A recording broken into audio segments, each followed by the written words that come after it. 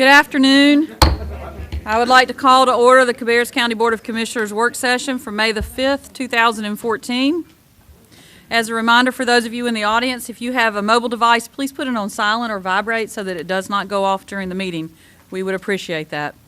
Commissioners, you have before you the agenda for the work session, including some changes on page 190. So at this time, I accept a motion to approve the agenda, including the changes.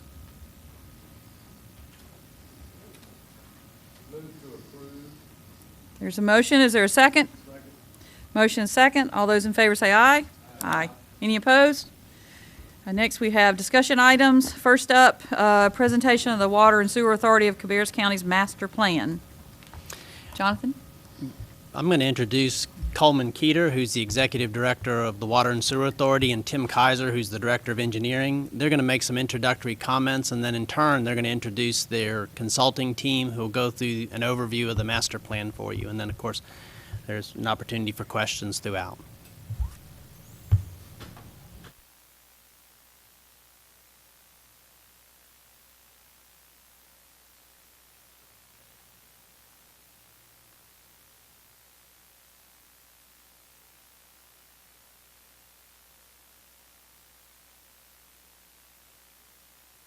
Distinct honor and privilege of doing so.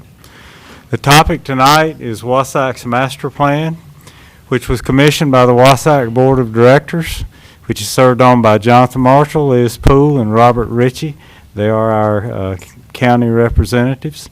The master plan before you tonight is a new plan that reflects the probable needs for adequate water and sewer provision for all the municipalities which make up the Board of Directors in our region as a whole. The plan, as will be presented, has been unanimously approved by the Wasatch Board of Directors and represents hundreds of hours of work by Wasatch staff, our consultants, and by the municipal staffs. We're here to present this plan to you and fulfill a part of Wasatch's mission as the lead planning agency for adequate provision of water and sewer services for Cabarrus County. We will then answer any questions that you may have. So as not to belabor the point, I'd like to turn this over to Tim Kaiser, who is our engineering director for Wasatch, and Tim is sitting to my immediate left. Thank you, Coleman and commissioners. Folks, we started working in 2012 on a new master plan for Wasatch, and that was actually before I joined Wasatch staff.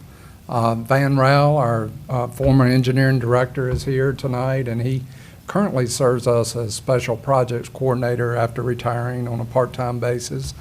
But we selected a consultant team, and this was a very, very important step for Wasatch in analyzing our needs for the future. What are our needs in water and sewer? What will it cost to serve those needs? And fundamentally, we took a look at the water supply for the entire county. Do we have enough water to supply the county throughout this planning period?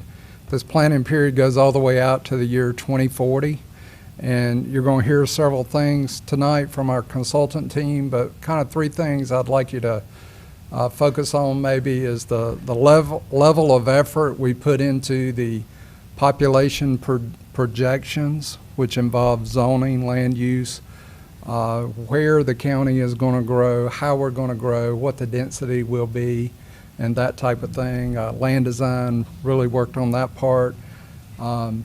Based on that data, we were then able to develop a wastewater transportation model to tell us what are the pipe sizes we need to serve those areas and carry those flows to our wastewater treatment plant. Willis engineers worked on that component extensively. And then once you get to the wastewater treatment plant, what will the growth, how will that affect our wastewater treatment plant? What will be the cost to expand the plant? When will we need to look at that? What will the regulatory environment be? One regulatory issue would be if the state put a nutrient removal requirement on us, that would cost us a lot of money to treat to that level and everything. So these are some of the fundamental steps that we ask our consultant team to really dive into and develop us a good plan so that we can make good decisions out to the year 2040 for Wassac. And with that, I'm going to introduce John McLaughlin. He is with GHD. GHD served as the primary consultant for this task, along with Land Design and Willis Engineers. So, and Coleman and I would be glad to take any questions at the end that you all may have. So we'll move back up and take questions if you have some.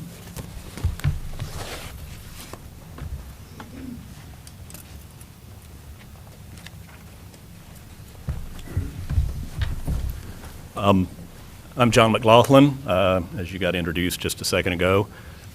This was truly a partnership, a good team effort, about a third, and a third when it came to the actual level of effort. Somewhat unusual, I think, in the consulting world. And we're going to do the presentation on this master plan in a similar manner as kind of a tag team. First off, I introduce myself.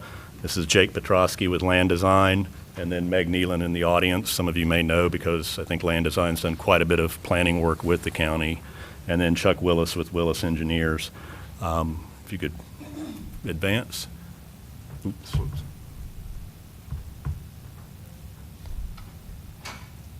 There you go. We'll talk a little bit about the process, in this case a process of the stakeholder group and the stakeholder meetings some of you were a part of. The basis of the plan, some of the fundamentals, and Jake will cover that. The highlights of the plan, really the key to this, and we'll all three cover the various pieces as Tim and Coleman already referenced. Talk at the end about the benefits to the jurisdictions. It was a Wassac-specific master plan, but one of the key elements I think that came out of this that we wanted to try to accomplish from the beginning was to also have benefits for the jurisdictions as well. And then the next steps, where we go from here to maintain the plan and make sure it stays vital and usable. So I'll turn it over to Jake. So really the success of this project is due in large part from the participation of the stakeholders group, which was really made up of local representatives, some of which were from Cabarrus County, Susie and Jonathan in particular. The goal of the master plan was to identify the regional wastewater needs, but as we all know, future demand for wastewater transportation and facilities will really result from local land use decisions, specifically from the plans and projects that member governments approve upstream from Wassac regional facilities. So that's why it was crucial for them to be involved. The stakeholders group was composed of Wassac board members and appointed representatives from both utility departments and public works folks, but also planning departments. And these folks really made sure that the plan linked forecasted utility demand and investment decisions with local land use decisions and growth trends. Really was a platform for coordination between local departments, but also between local municipal representatives and Wassac as well. So go ahead. And the stakeholders, this is just a graphic showing that the stakeholders were involved from the beginning of the master plan. October of 2012 was kind of a kickoff meeting with them, and they were involved throughout the process and reviewed intermediate deliverables, particularly those related to the growth projections and assumptions therein. Before we talk about the highlights, I want to talk a little bit about the basis of the plan, because I think the basis is in itself a highlight. A distinguishing factor for this plan, unlike some utility master plans in other areas, we didn't assume a growth rate for all census tracts or growth trends to continue exactly as they had. And we really went into more detail. We created market-based demographic and employment projections by municipal service area, so not just for the county as a whole. Noel Consultant Group, a market research firm and economic development firm, has done a lot of work in the area, and they helped us out with that. And as I mentioned, Land Design has done a lot of public and private work in the county and greater service area, so that helped us out. But, these were detailed forecasts based on knowledge of the real estate market, not necessarily just demographic trends. Also, the second piece of the puzzle was a probability-based growth model that really took into account available land, the suitability of that land, and also a locally adopted land use policy that governed, what can go where. So really using you all's plans to justify the projections. So go ahead.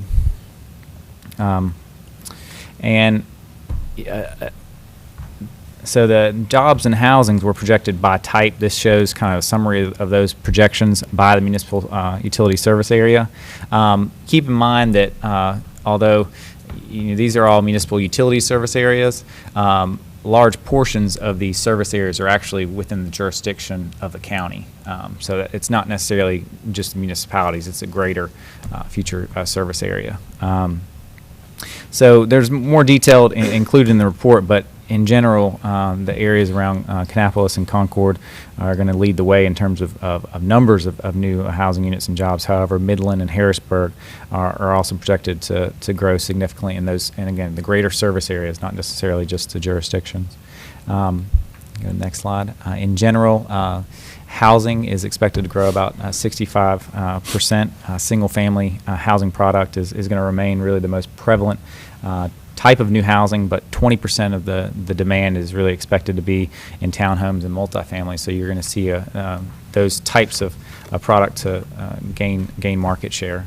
And then you can go to the next slide. As far as overall employment growth, it's expected to be about 64%. Kannapolis and Concord are expected to remain job centers, but Midland and Harrisburg are also expected to grow significantly compared to where they are right now. There's a lot of things going on in those towns that we need to take into account. The next couple maps just kind of show our process. The first piece is identifying where growth can occur. The availability of land was analyzed using Cabarrus County tax parcel records and a piece of Rowan County tax parcel records up in there, Kannapolis. All the parcels in gray on this map is kind of small, but were considered built and couldn't accommodate additional development. So it was determined that roughly 56% of land was either available or underutilized. That's the yellow and the white on this map. So there's quite a bit of room to grow, and that kind of tells us where growth can go. Another unique part of the effort was the fact that the team worked with local planners. Cabarrus County actually contributed a lot of data with the adequate public school facilities data that they keep track of to identify parcels that were part of pending developments or approved developments. And these really needed to take into account because at least we can get the water and sewer demand for those developments accurate. So think about the next 5 to 10 years. We kind of know what's coming down and approved. So we wanted to do that, and this was one of the key pieces of the effort. And this accounted really for 36% of the total housing growth was just in already approved developments. So part of this process was just getting it on paper, but also spatially where it really is going to come. Also, the next slide looks at how we identified where growth is likely. Really, probability of development can be analyzed in a number of ways. Really, it takes into account economic and environmental factors that make some parcels more likely to develop than other parcels. For instance, proximity to schools, water and sewer are kind of economic drivers, presence of environmental constraints like floodplain or wetlands, and that's kind of an environmental driver of growth. So this shows single-family residential suitability for the area, but we also took into account multifamily suitability and commercial and industrial and for other types of land uses as well.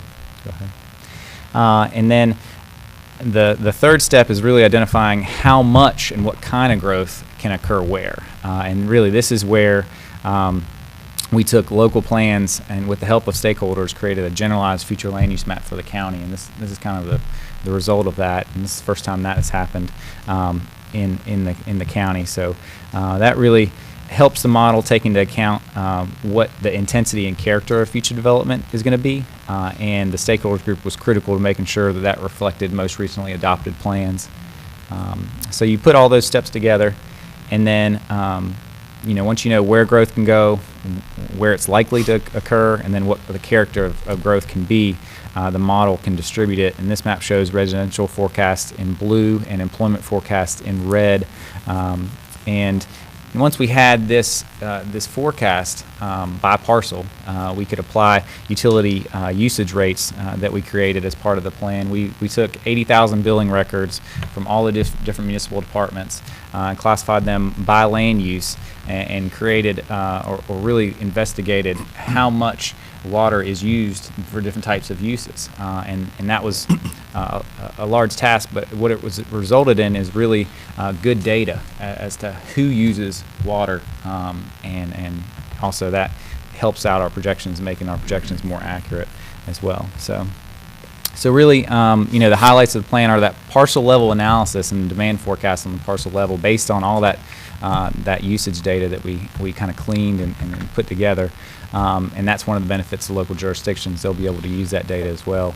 We looked at water demand and supply from a regional perspective, and look at the regional sewer infrastructure needs based on those kind of projections, and also took into account the level of risk for facilities in order to take into account what the needs were. As mentioned in the process, this detailed analysis was done down to the parcel level, but we then aggregated to water and sewer basin and put it into the wastewater transportation model in order to get kind of a picture of aggregate demand. And this is kind of the result of total water demand in 2040 by basin. And then I'm going to hand it over to Chuck to talk a little bit more about. Well, from a utility planning standpoint, it's important for us to understand where water is used throughout the county, and this effort that Jake has undertaken in understanding the distribution of water uses and projected future uses is very helpful in Wasac's effort to plan the major wastewater transportation facilities that transport wastewater down to the regional wastewater treatment plant. So it's a critical element, a critical starting point for the facilities design portion of what the master plan does. But in this process, we also have an opportunity to step back and look at the overall water and wastewater use throughout the county. So Wasac, in their wisdom, decided that this would be a good opportunity if we're going to go in this type of in-depth analysis to see what the overall water use would be. So that was sort of the first step in the part of the water analysis that I conducted. Looking back at over the history of Cabarrus County, we all know we've had some water issues in the last decade or two, and it's a very important question for us to understand what the demand will be moving forward through the planning period. So, utilizing the aggregated data and growth projection model, we have projected what the average daily demand would be for water use in the county, and there's a couple of figures here to illustrate this. If you pop back for me, if you would, please. The first being the water demand itself. On average, there's a demand that will increase over the period from present to 2040. Presently, we have an average of 14 to 15 million gallons a day overall water use countywide, and commensurate with the growth rate projected, that demand is expected to increase to something just under 30 million gallons a day on average. Now, the problem that we run into in the water supply world is that the average day isn't really our issue. It's that hot, dry summertime water use pattern, which is represented as the top green line there, which is the peak demand. We expect that during a really high use period, we could have a peak demand that exceeded 40 million gallons a day, and we're concerned about the overall water supply and our ability to meet that demand. Now, the county has a really good record. All the municipalities within the county have a great record of being able to manage that demand through water restrictions during those really high drought periods, and we expect that success to continue in the event that we experience another major drought event. And that's represented on that graphic by the dashed green line, which is somewhere around 35 million gallons a day out at year 2040. So we would like to compare that then with what water is actually available. Up until this planning effort, Wasac and some of the municipalities have utilized what's referred to as a 50-year safe yield. That 50-year safe yield number is a statistical analysis of what's likely to be available in what we refer to as a 50-year drought event. That is represented on this graphic as a blue dashed line, which currently is somewhere around 34 million gallons a day as a safe yield. Unfortunately, we know here in Cabarrus County that statistics aren't always that accurate, and we've had 2 events in the last decade that exceed the 50-year safe yield. So we revisited that analysis.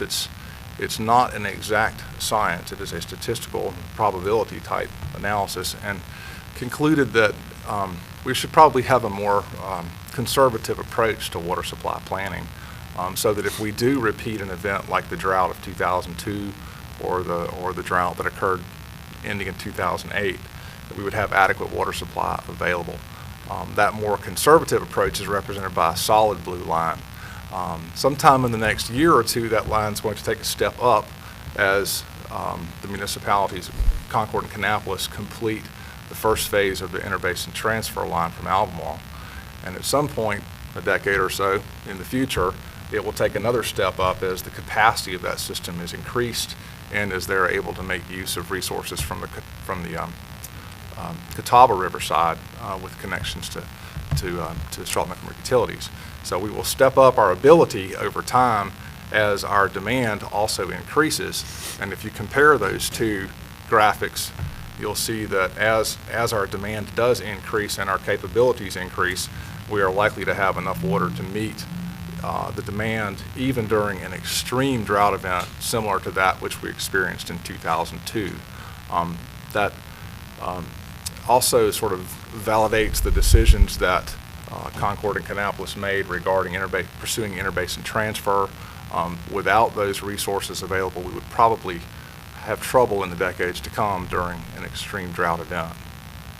So, now, back to our other assignment, which is WASAC's particular need to develop a wastewater transportation model. As part of the analysis, we divided up the county into numerous sub-drainage basins and aggregated those as a system and built a computer model for WASAC staff to utilize in defining the capacity of their major wastewater transmission facilities and be able to monitor wastewater flows in those facilities. WASAC, since they send bills to their individual municipal customers, the Concord, Kannapolis, Harrisburg, Mount Pleasant, they have a number of monitoring facilities scattered around the county, 31 in all, and they monitor wastewater flow on a 15-minute interval all the time. And that data set is a tremendous resource for them to be able to understand what kind of flows come through their system. And we utilize that flow data network to calibrate the flow model and also give them a tool to monitor the level of performance of their utilities so that they don't have to build pipelines too early. If they have to add additional capacity to the major transportation system, they can do it in time and not have to build a bunch of pipes to nowhere and assets that are not necessary in advance of growth. So that delivery has been made to them, and they're putting that to use in monitoring the wastewater system. But I think I'll hand it over to John now. Next one. So, with all that as background, the projections, understanding capacity needs, understanding what growth is coming, we get to where that drives us towards capital needs, and really the core of that is assessment of business risk, which is also the core of the asset management plan, which was part of the process for WASAC specifically for their assets. Risk or business risk, as most of you probably know, is likelihood and consequence. What is the likelihood of an event happening, and then if it does happen, what's the consequence of then it happening? In this case, what we've looked at is the areas of risk that would impact the assets and therefore potential capital needs down the line, potential something, not necessarily a new pump or a new process, but would raise the alert to say this is something we need to pay attention to, and again, how much you need to pay attention to in terms of the prioritization. Things like condition, kind of a traditional thing that people think about when they think about an asset management plan. What sort of condition is. You'll see a graphic here on the next slide in a minute that gives you a little better feel for that, I think. Safety. Is it able to keep up with safety regulations and requirements? that's a potential failure, a likelihood of failure. What is the likelihood that you can keep up with those needs? So that's another area of failure. Operations, things like, it's really more cost-effective to replace something, to replace something than to keep repairing it, so that's something you take into account. Permitting, I think Coleman alluded to it earlier, or Tim, on the potential for nutrient removal requirements and taking that into account. What's the likelihood, and then, again, what's the consequence? And then, of course, what you've heard most about here is the capacity. What's the likelihood that you're going to exceed the capacity of whatever parts of the Wasatch system might be in play? We took all of that information, again, as part of the asset management plan and broke that into kind of the three main, we called them buckets from the Wasatch perspective, the three main areas of capital need or of need in general. The first one there on the left, the Wasatch operations capital repair needs, I think that generally is referred to as the little CIP. The Wasatch O&M budget, and there was an O&M assessment, operation and maintenance of just what practices are in play and what sort of costs that might lead to in terms of normal operation and maintenance on an annual basis. And then the larger CIP, if you will, the big CIP with the Wasatch Capital Improvement Plan. So the whole idea of this is to pull all this together, use risk to identify those needs, and then also use risk to help prioritize when to start looking at those particular needs. Again, not necessarily saying everything is a replacement, but to say that it just rises to the level of some attention. Next slide. And this will give you a little better idea. Again, you've got the likelihood of failure there on the left, and then you've got across the top the consequence of failure. These are the ratings that we gave.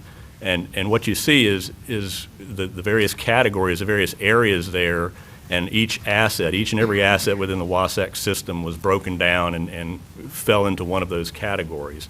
The ones out on the far right there and top, the very high red areas, those are pretty important.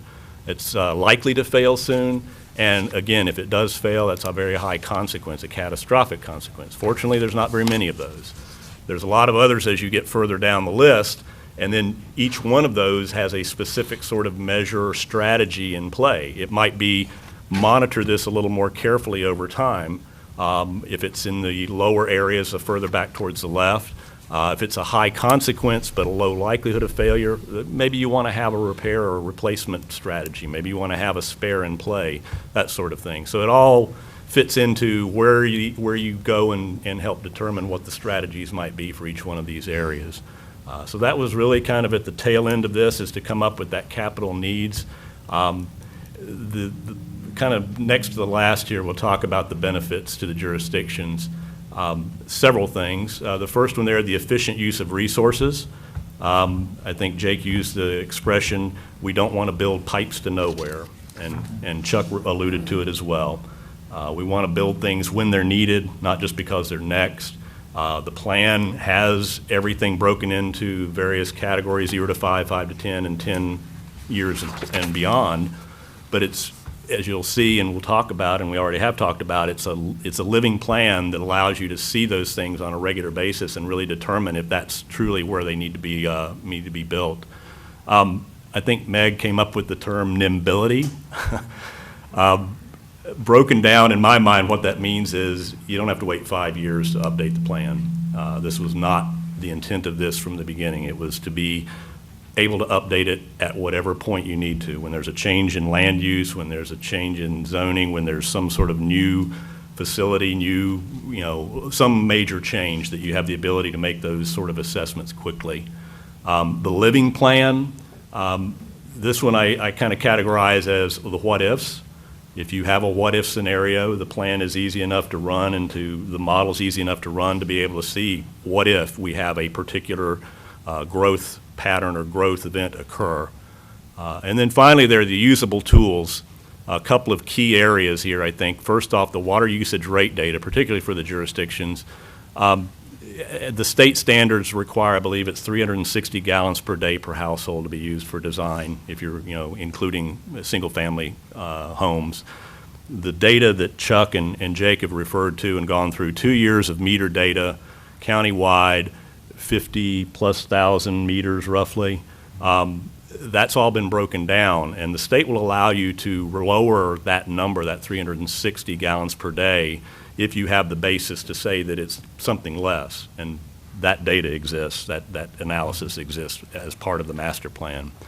The models Jake referred to with local applications, particularly the community viz model, which will have a training provided both for Wasatch staff and jurisdictional staff. It can be used for school planning, transportation planning. I guess it's used a lot more for transportation planning. It's also adaptable to utilities as well. And then you saw some of this already, the ability to see spatially and through the actual demands where water demand will be over the next 20-some years to the year 2040. So there's a pretty good analysis of where the demands are going to be from a utility perspective, where the jurisdictions need to start thinking about having, effective infrastructure in place now to anticipate where that growth will occur. Not saying it has to go and be built again now, it's saying that you have a good feel for where it's at and a plan that will allow you to kind of adapt on the fly. With that, I'll turn it over to Jake, who'll talk about next steps. Yeah, really all this is meant to say is, Wasatch is committed to maintain pieces of this plan and this model with the help of jurisdictions. And, as John mentioned, there is going to be a kind of a training session workshop coming up with the stakeholders group one last time to talk about the products that were generated and how they could be useful for their ongoing planning efforts locally. And really Wasatch is set this up to where they want to maintain that CIP in the master plan and not redo it wholesale every 5 years. What we're looking to create and what they've created is a framework, really a decision support system that has a spatial component and has a pretty good basis. So hopefully will help everybody out in the long run. And with that, questions, I guess? Mm-hmm. Depending on what the question is, will be probably who answers it best. Yeah, we probably want to get Tim and Coleman come up also for that. I want to say that for the county, I want to thank Jonathan Marshall because he spent a lot of time on this plan, and I think there was a running joke a little bit about Jonathan's input, but he made sure that, sorry about that. He made sure that he looked over all of this as it was going through the process and gave a lot of input and data, I think, to Wasatch that was helpful from our perspective on what to include. So I want to publicly thank you for all your hard work because I know you put a lot of effort into it. If anybody has questions, we can open it up.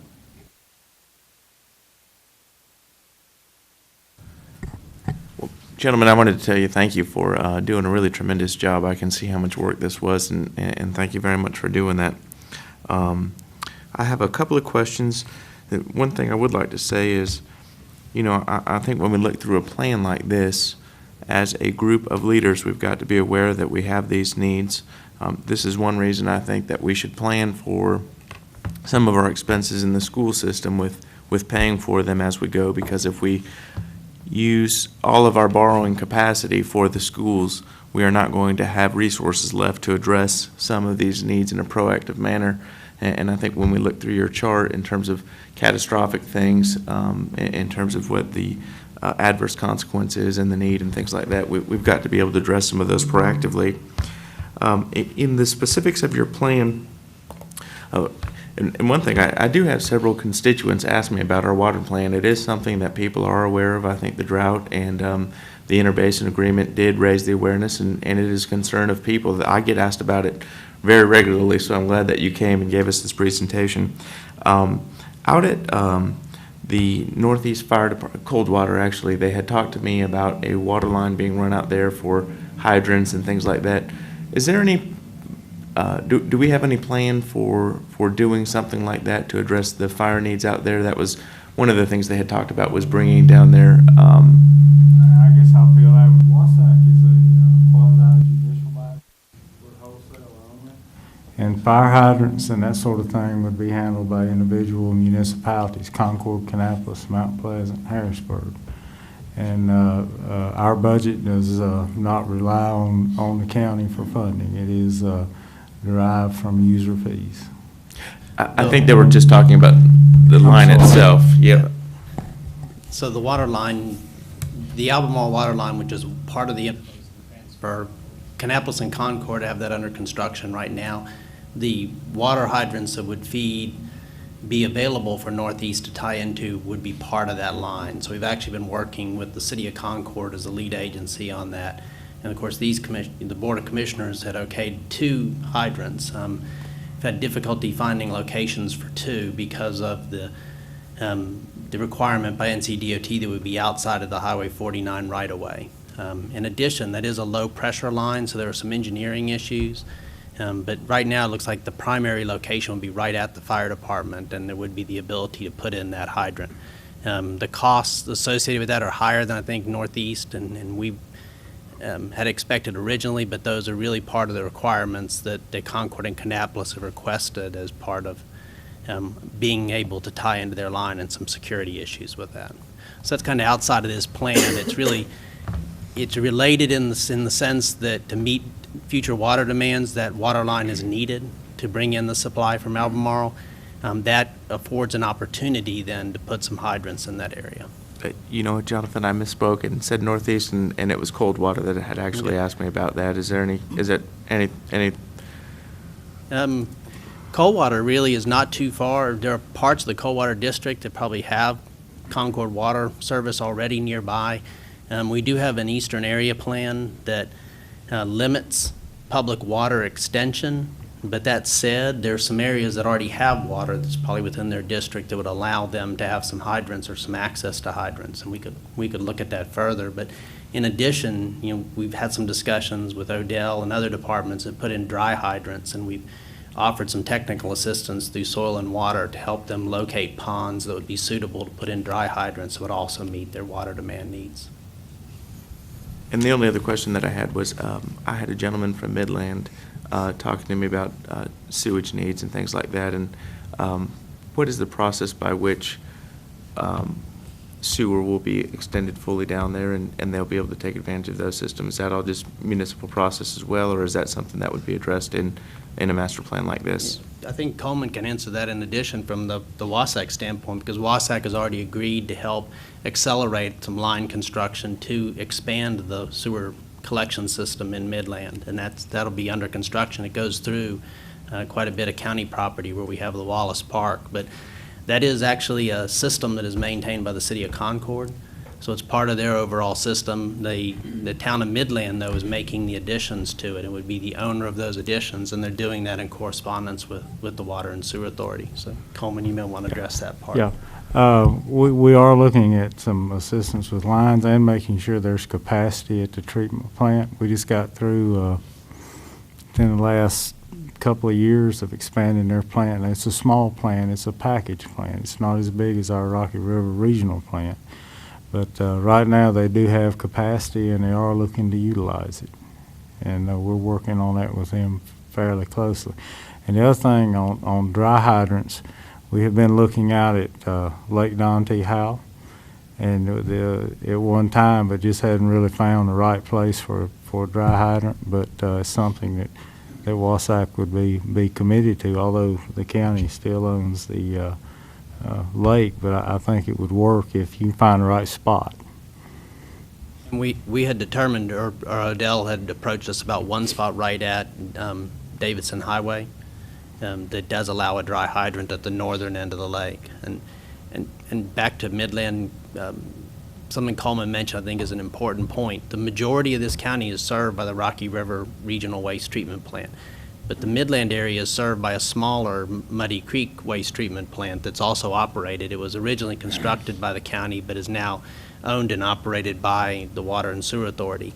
It has both a functional capacity at this point and a permitted capacity, so it does allow some expansion, but at some point, as you get enough service in that area, there'll have to be a decision, and I think this plan went through some of that as you go through the details of the master plan about whether or not you continue to expand that plant or whether you look to do engineering, pump that wastewater to the overall Rocky River waste treatment plant as an alternative.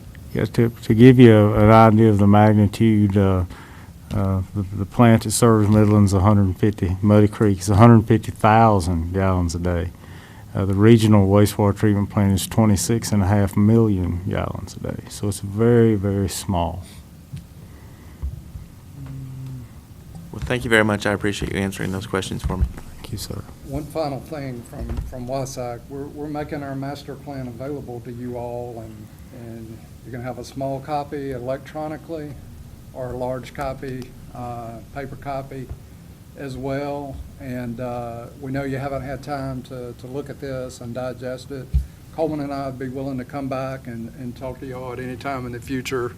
Just let the county manager know, and Jonathan, if you'd like to have us back. But if you let your staff know what type of plan you will like, we will provide you a plan.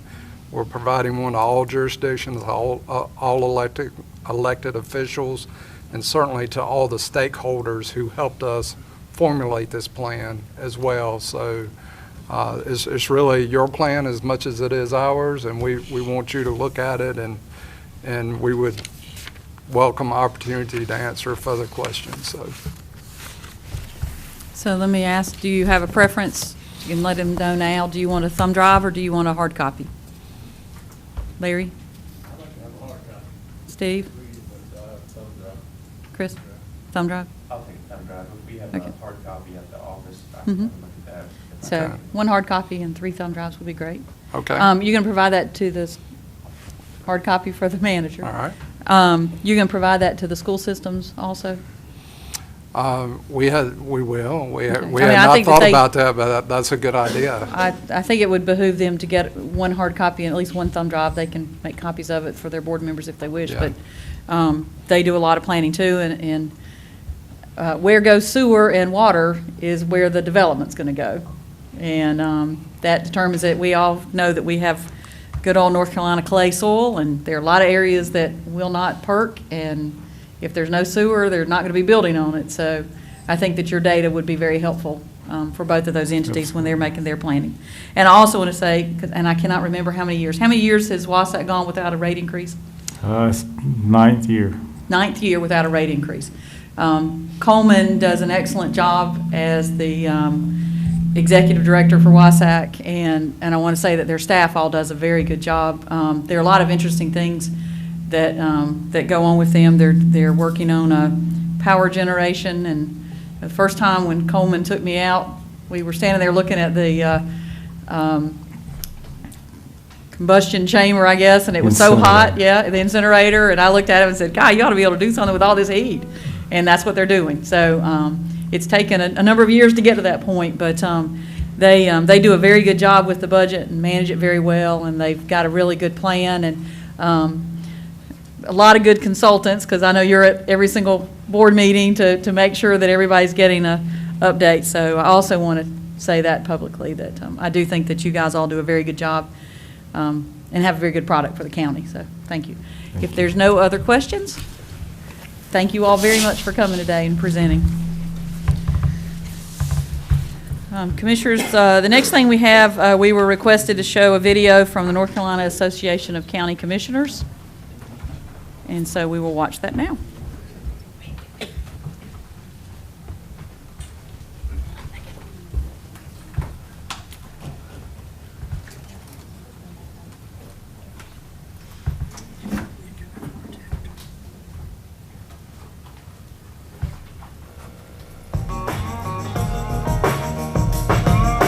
Hello, I'm Ray Jeffers, the President of your Association of County Commissioners and a Person County Commissioner. I hope you will join me at our 2014 County Assembly Day, which will be held May 28th. County Assembly Day is your chance to lobby your state legislators on issues of importance to counties. To show you how important it is for you to be involved in our advocacy efforts, your Board of Directors agreed to waive the early registration fee for county commissioners this year. That means it won't cost your county anything for you to attend. We have an exciting agenda. Senate President Pro Tem Phil Berger and Speaker of the House Tom Tillis have again been invited to speak, and we have a panel of political experts to discuss the current mood of the General Assembly.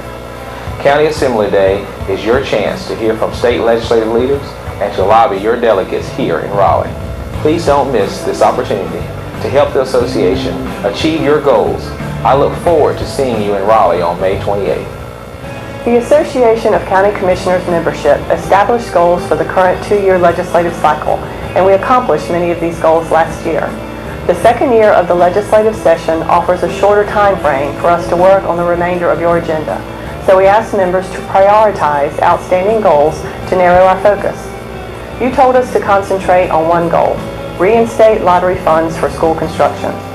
Counties use part of the proceeds from the North Carolina Education Lottery to build new schools to ease overcrowding and to repair and renovate older schools to better serve students and teachers. Since the lottery's inception, it has contributed $972 million towards these purposes. Unfortunately, economic conditions and growing education needs have caused the diversion of funds intended for school capital needs to other educational uses. For the past several years, counties have received a little over half of that amount that the original law determined for school construction. In the meantime, the backlog of construction and renovation needs has grown. Counties have also had to shift money from elsewhere in their budgets to make debt payments they had planned to cover with lottery proceeds.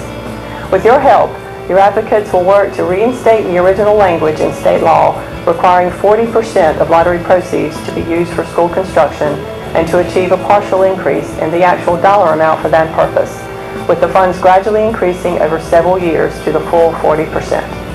We have heard from legislators that they are receiving this message from their commissioners. Thank you for your efforts up to this point. Achieving this goal will be challenging. The state has many competing needs, and revenue for the coming fiscal year likely will not be as healthy as anticipated. Please continue to explain to your legislators the value of the lottery funds to the residents of your county. In addition to advocating on behalf of counties, your association also monitors legal cases with potential statewide impacts to county government. 2 such matters from our risk management pool were recently argued before the North Carolina Supreme Court. In both cases, NCACC filed amicus, or friend of the court briefs, to inform the Supreme Court of specific impacts these cases could have on county government operations. One case involved a county's ability to utilize governmental immunity, while another case involved workers' compensation for a temporary employee. Both cases were appealed because the Court of Appeals decided in favor of the plaintiffs who were suing the county. The NCACC will continue to monitor these and other cases and will inform counties about the outcomes and potential impacts on counties as these matters are decided. Please keep NCACC informed of legal issues in your county that may have effect on other counties. As always, we truly appreciate your feedback and support.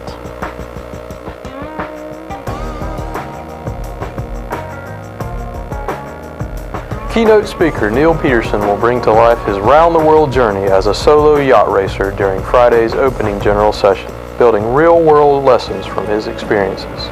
Plenary speaker Dr. Vincent Cavello, a leading expert in the field of crisis communication, will address building, repairing, and maintaining public trust in government during Saturday's second general session.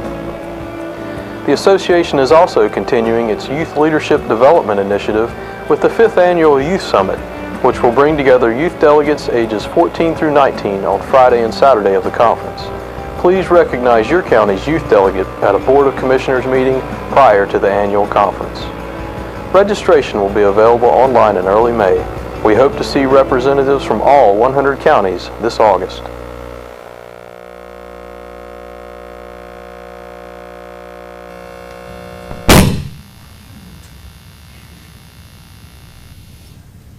Okay.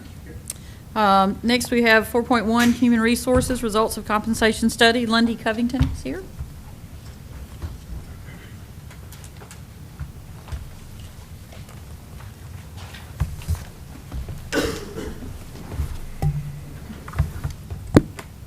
Good afternoon, Chairman Poole and Commissioners.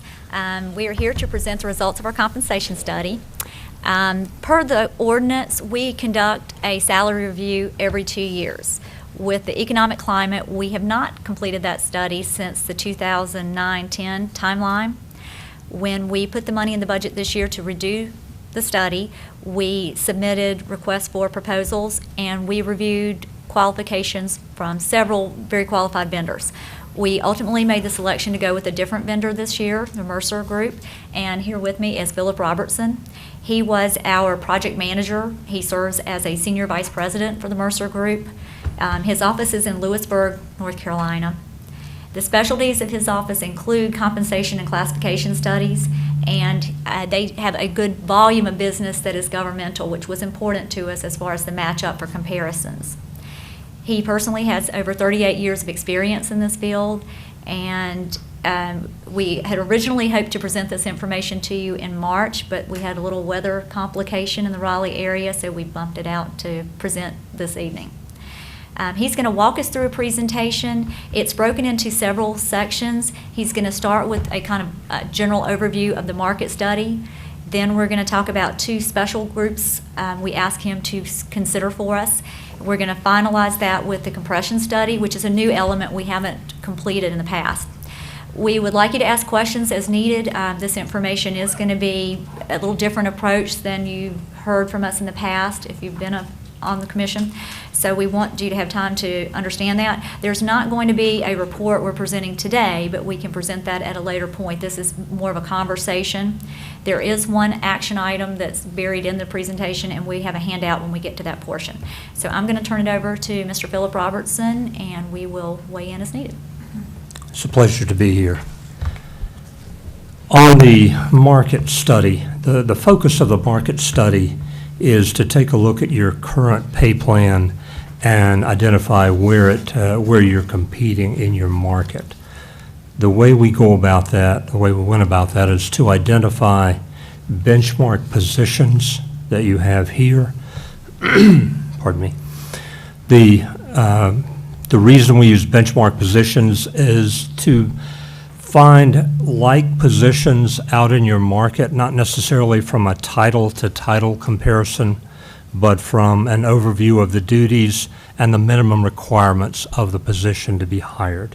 We identified 64 benchmark positions, which is fairly high number. And as a testament to the intergovernmental cooperation you have here, we identified 25 organizations to send this survey to, and 20 of them returned the completed survey. Usually with a market survey of that size and complexity, that's you wouldn't expect 80%. We took this data and identified overall where your current pay plan is in competition with your market. And again, remember, we're just looking at the pay plan here. We're not looking at anybody's salary. Your pay plan is right at market average overall. Looked at another way, half the organizations overall are paying more, half the organizations that we surveyed overall are paying less. You're right there at that 50th percentile, just a tick above. As such, we didn't see a need to restructure your pay plan, and that part of the study did not result in any identification of cost for your employees. Any questions on that?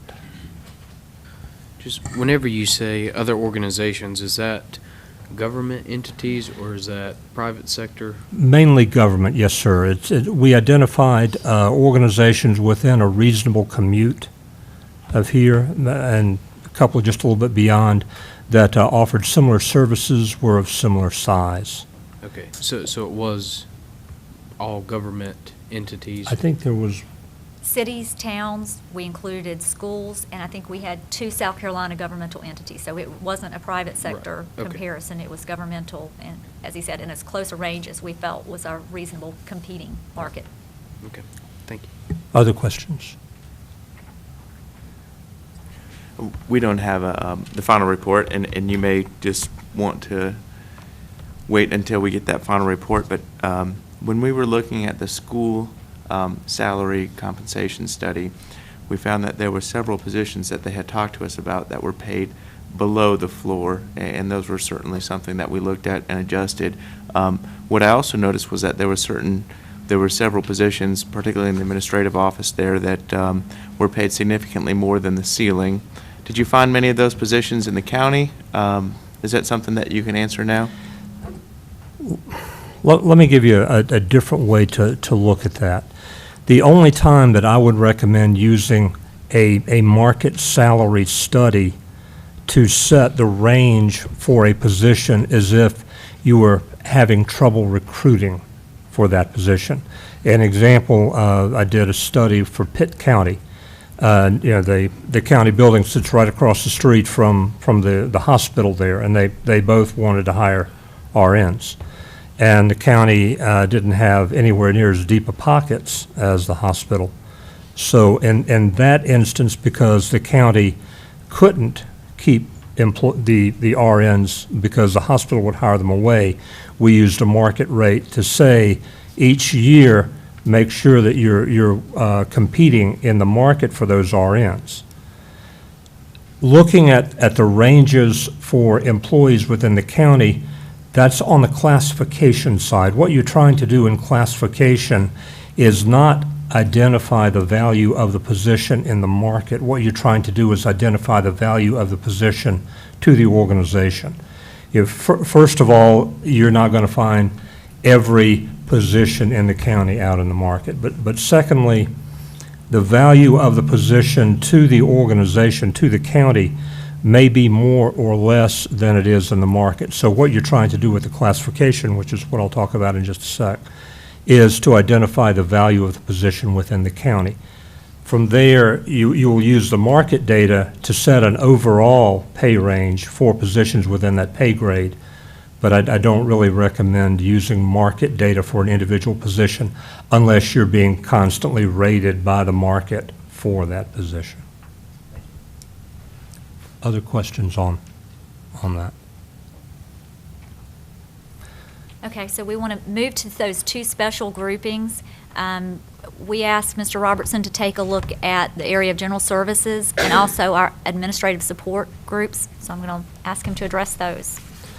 On classifying positions, I don't go about it by comparing one position to another or trying to find positions out in the market to compare them to. What the Mercer Group uses is called a factor evaluation system comprised of 10 factors. An important part to remember on classification is that it has nothing to do with the employee in the position. You're classifying the position as if it were vacant and had no title. And if there is an incumbent, you enlist that incumbent's help to help you identify the minimum requirements to hold the position or to be hired into the position. To understand or to gain information about the position, I used a questionnaire and interview process, asking those employees who were included in the study to fill out the questionnaire, which basically identified the 10 factors that I used to classify the positions, and I'll go over those in just a minute. Following completion of that questionnaire, I interviewed each employee. There are times that I'm not certain of what's meant by a provision in the questionnaire, and it just helps also from a human nature standpoint for the employee to be able to discuss their position with me.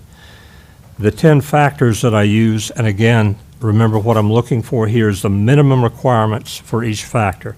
The first factor is education, experience, licenses, and certifications necessary to be hired into the position. The second factor deals with the amount of independence that the position is structured to operate under. The third factor looks at whether or not the employee supervises other county employees. Factor 4 deals with the guidelines available for the position. Factor 5 looks at the complexities of the tasks that the position requires. Factor 6 looks at the scope and effect of the output of the position. Factors 7 and 8 are the only two factors that are viewed together. Factor 7 identifies the personal contacts that the incumbent has in doing the job, and Factor 8 addresses the purpose of those contacts. Factor 9 looks at the essential physical demands, pretty much from an ADA or Americans with Disabilities Act perspective, and Factor 10 addresses the environmental risks that the position faces. There are levels within each factor and, and points associated with those levels. Following each interview, I would assign a level for each factor for the position that I just interviewed, and that way you have an overall point score for the position. You also have basically 10 talking points if the department head or someone else says, why in the world is this position ranked here where and why did you do that? And you can step through those 10 factors and identify what the minimum requirements appear to be for each of those factors. For the two groups in the study, I asked, you're very kind, thank you. And I do realize that my voice has been played to insomniacs who won't respond to strong drugs, so I appreciate your attention. In looking at those two groups, I asked each to fill out, each person, each employee to fill out a questionnaire, and then I followed that with an interview. And then from there, I assigned factor levels. To place those positions within your current pay plan, I looked at positions that I would normally find out in my other clients and took the job description along with discussions with HR on what the duties and responsibilities of those other positions were, and factored those positions, although they weren't part of the study, to give me a baseline to fit the positions that were a part of the study back into your pay plan. Is there questions there? So to kind of address why we selected these two positions or two groupings to be studied, for the administrative grouping, we had approximately 8 different titles. If you recall, we merged the human services function in July, and until that point, they were under the Office of State Personnel, so they had to keep their own titles. But with that merger, it became possible to take another look at this and try to really consolidate and make sure we had some better consistency between the human services group and the rest of the county. So it was an opportunity from that standpoint, and again to kind of consolidate the number of position titles. So those were some of the driving factors with that group. With general services, it is truthfully because we do compete with the private sector with that classification. We are fighting to hold some of those positions. We've had some difficulty filling positions within the last year or two, and it is a financial advantage to the county to retain individuals that we train and who work through and get certifications versus having them train with us and then move on to a more lucrative private employer. So we felt like in addition to the overall study, it would be beneficial to take a specific look at those two groups to make sure we are still adequately paying for general services and for the administrative area. Just from my own perspective, what you have here in general services does not really fit the mold of what I find in my other clients in general services. Usually if somebody says general services, in most of my other clients, you're about to have somebody's office moved or a desk brought in. Your operation here, I think, as witnessed by the recommended title change for the department, is much more advanced. There's a greater level of lack of a better term, scope and effect there than what I would normally find. So you are going to be seeing a title change for the first time this evening as well. As we were doing this work, we looked for opportunities to find maybe more modern terminology, something that's better reflective, and the title that we are recommending is Infrastructure and Asset Management, and that is, of course, with the director's input. So at this point, would you like me to pass out That'd be fine. Information?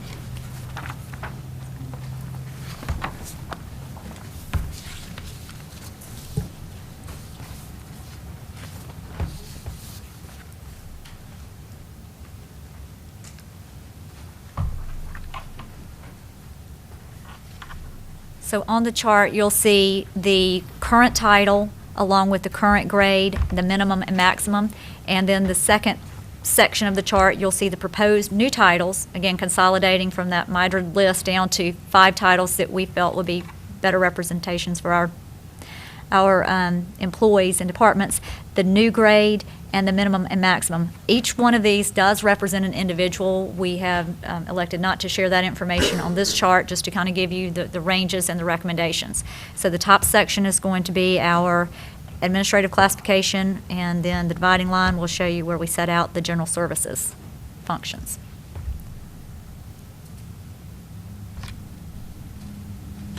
We are asking you tonight, we're not asking you to consider the whole gambit of positions here. What we're asking you tonight, we do, as you know, Mr. Billefer has submitted his resignation. We have opened that position up. what we are asking you to tonight, the only decision we would request tonight would, if you would suspend your rules and approve that reclassification of that position so that we can put that into posting so that we make sure we continue to get qualified applicants. The rest of the changes that you see here are recommended changes. We will discuss further in one of your budget sessions as we would propose, what we would propose would be effective July 1st.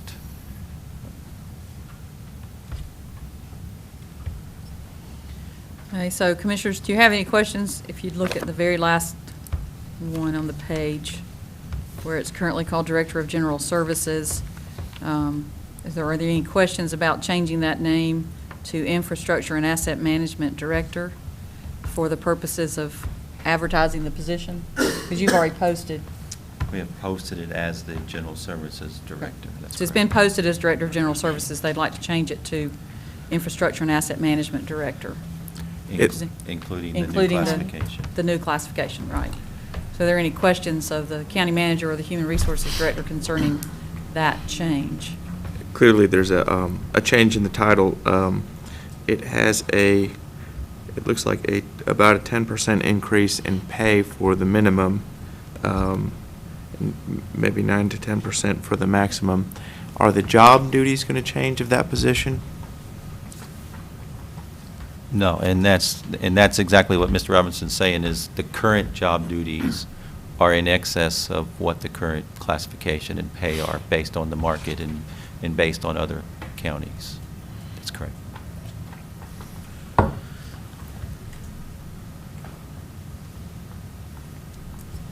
Are there any other questions? Okay, at this time, I would need a motion to suspend our rules to consider this issue. Do I have a motion? So moved. Do I have a second? I'll second the motion. All those in favor of suspending the rules say aye. Aye. All those opposed? No. Okay, 4-1.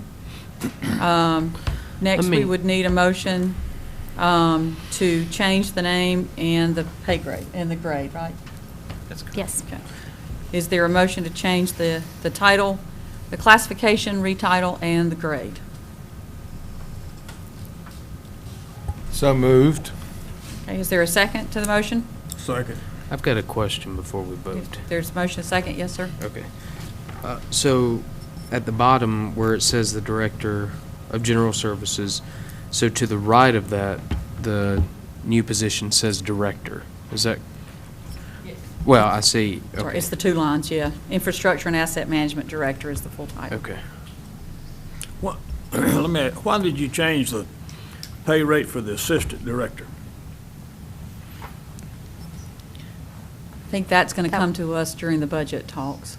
The position that's open is that very last one, the director position, and that's the only thing they're asking us to talk about tonight. The rest of it, they're going to bring to us in the regular budget discussions at the end of the month. The changes Isn't that what you was said? basically a result of the recommendation. If you so choose, we can provide more information tonight and forego with the budget, but we're not asking for it to be approved until 7/1. So the financial impact of these other recommended changes wouldn't be until 7/1. With the posted position, we may not have anyone in that role until 7/1 either, but it would help us as we're posting it to make sure we have the most accurate information out there as we're advertising that to candidates and conducting interviews. What's the financial impact of this new rate going to be on the budget? On this particular position, we won't know until we select the individual. It just gives us flexibility within a larger range. If you're asking what's the impact of the entire recommendation, we can address that. It's approximately $100,000 for all positions that are listed, It's going salary to and depend benefits. it's going to depend on the qualifications of the person you hire as to what the salary is going to be, correct? Absolutely. This is just, again, giving additional flexibility with a little larger range, and it's posting it in a way that may attract additional candidates that may not consider it at the current grade that we're posting. If you hire somebody at the low end, how long is it going to be, how long do they have to work here before they get to the top? That would depend on,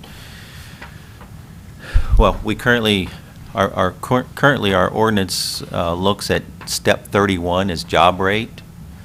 But it's going to depend on, and it depends on experience and certifications, whether you start at the bottom or whether you start a little bit higher than the bottom. And then how you move up in the scale is going to depend on merit increases and how often they're requested and how often they're approved. I think Mr. Robinson can tell you what the typical process of getting to a job rate and moving up the scale. I think could you elaborate on that a little bit on what's expected? Well, moving through the scale or moving through the range is a function. It's handled differently by every organization. As the manager said, probably the most defensible, most understandable way of moving someone through their salary range is through merit pay. And merit pay is always dependent, well, in my experience, always dependent, first of all, on funding, and secondly, dependent on the will of the organization to spend merit pay. So I couldn't predict an amount of time. Back in beginning of 2008, it looked like the sky was the limit, and I had clients that had people quitting because their family land was selling for 20 times what it was, and then 2010, they want to come back. Again, movement through the range is going to be based most often on merit and with that funding, and also the structure of your performance evaluation system. Was any of this new rate based on the survey from counties and cities, or is any of it coming from the private sector? The pay grade here is my recommendation for what the position should be rated from a pay grade standpoint in doing what the position is currently doing. Is that in line with other counties and other cities in North Carolina, South Carolina? Again, I'll go back to what I said earlier. I don't know that you could find a general services administration out there doing what yours is. Okay. Does this is exclusive of benefits? Is that right? This number? Yes, sir. That's just salary. Well, I would say that we don't have the entire study yet. We have not been provided that. I would like to take a look at the entire study before I start adjusting pay for individual positions. And we are getting ready. I mean, we're 20 days literally from having our comprehensive budget discussions.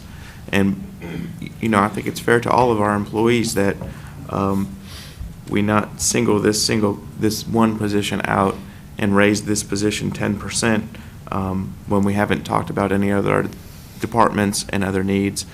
And I have a strong preference of just waiting until our comprehensive budget decisions to raise one particular position 10%. I have one more question.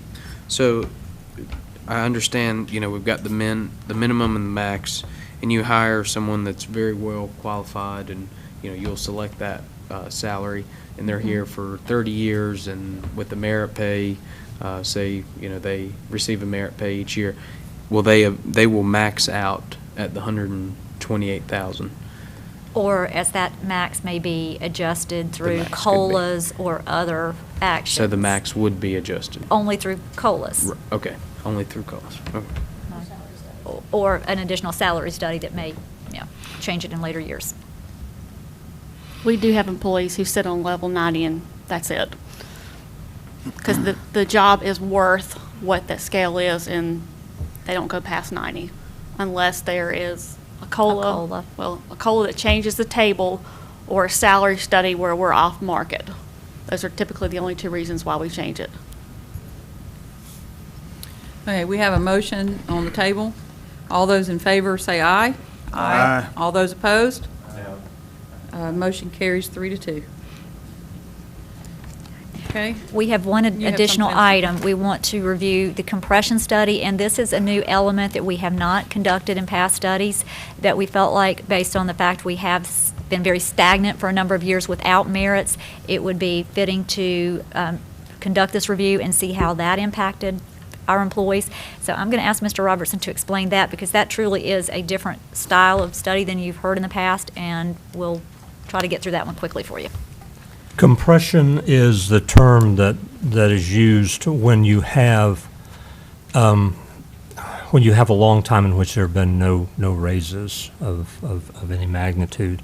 And you'll find that although in your case your pay plan may be competitive in the market, you've been able to hire people, but once you have hired them, they're not moving through the range because of budget. And that will eventually have long-term employees making basically the same thing as short-timers, which can be a true morale issue.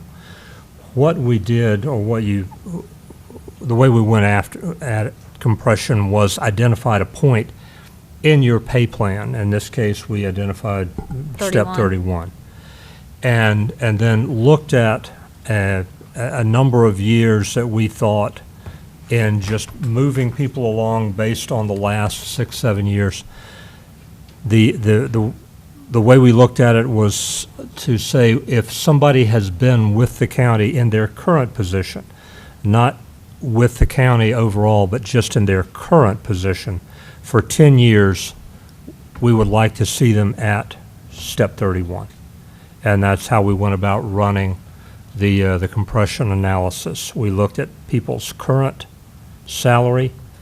We looked at their time in their current position broken down by days. We didn't try to round years up or anything. We looked at the total number of days as of July 1 of 2014 in their current position, and then we took a look at where they currently are in their pay range. And in that way, we assessed what it would take to move them toward step 31 based on the time in the position. Looked at another way, everybody here at 10 years in the compression adjustment should be at step 31. Everybody in their current position for 9 years should be 9/10 of the way to step 31. 8 years, 8/10 of the way, on down to if they've been with you 1 day, they should be 3,625, a fifth of the way to step 31. So in doing that, we were able to identify the adjustment, the cost of the adjustment to bring people who have been here 10 years to step 31 or less than 10 years to the appropriate spot headed to step 31. It's not intended as a policy going forward where you would be able to tell somebody that you just hired, if you're here for 10 years, you're guaranteed to be at step 31. All compression is doing is trying to alleviate some, again, compression at the bottom where you have long-term employees being paid the same as short-term employees. Another benefit or another way to look at compression is it's totally policy-driven.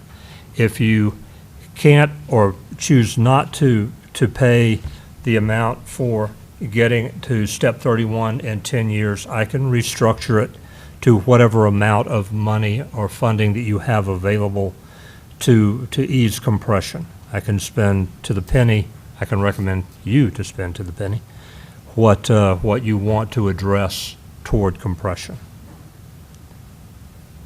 Again, this is a one-time fix. Usually in bad budget years, you'll find it about every 3 to 6 years that an organization, if they can put the money together, will try to do a compression analysis. Questions there? You did say you would be giving us a comprehensive report because, I mean, I don't even know what all the different, you're talking about step 31 and, I mean, we haven't talked about where does it start and where do we finish. I mean, there's a lot of information that's completely missing from this conversation. I understand. Personally, I have a problem giving a commission something labeled final report when you haven't had a chance to ask me about what I've been doing. So that's why I don't have a final report, because to me it's not final until you've looked at it and you've approved it. But I'll have a draft report for you fairly soon. Yeah, a draft would be tremendously helpful because I don't feel like I have any. I like to look through the documents so that I can ask you questions about it, and so I really don't have anything to even ask you questions about. we felt it would be beneficial to give you kind of an overview this evening and let you hear some of these concepts before you actually see a document or a spreadsheet. To answer a couple of those very simple questions, step 1 is our first step. We go all the way up to a step 90, as Pam mentioned. 31 is our hiring range, so a step 1 to 31 is generally that rate we move within. When we first talked to Mr. Robertson, a general compensation philosophy is 10 years to midpoint, which would be 45. We felt that was too aggressive, and we asked him to adjust it down to what, for us, would be the hiring range. We've run the numbers several different ways and can provide those, but basically the results of his review indicated that there are 590 employees who could benefit from this one-time adjustment that would help their spread. So again, those brand new employees wouldn't be earning the same as somebody who's been doing the job for 5 years. So we can provide more of that detail, but as far as a concept, since it is a new way of looking at it, instead of merit, this is another way to approach compensation where you're putting the money where it's maybe needed more to spread out your employee population.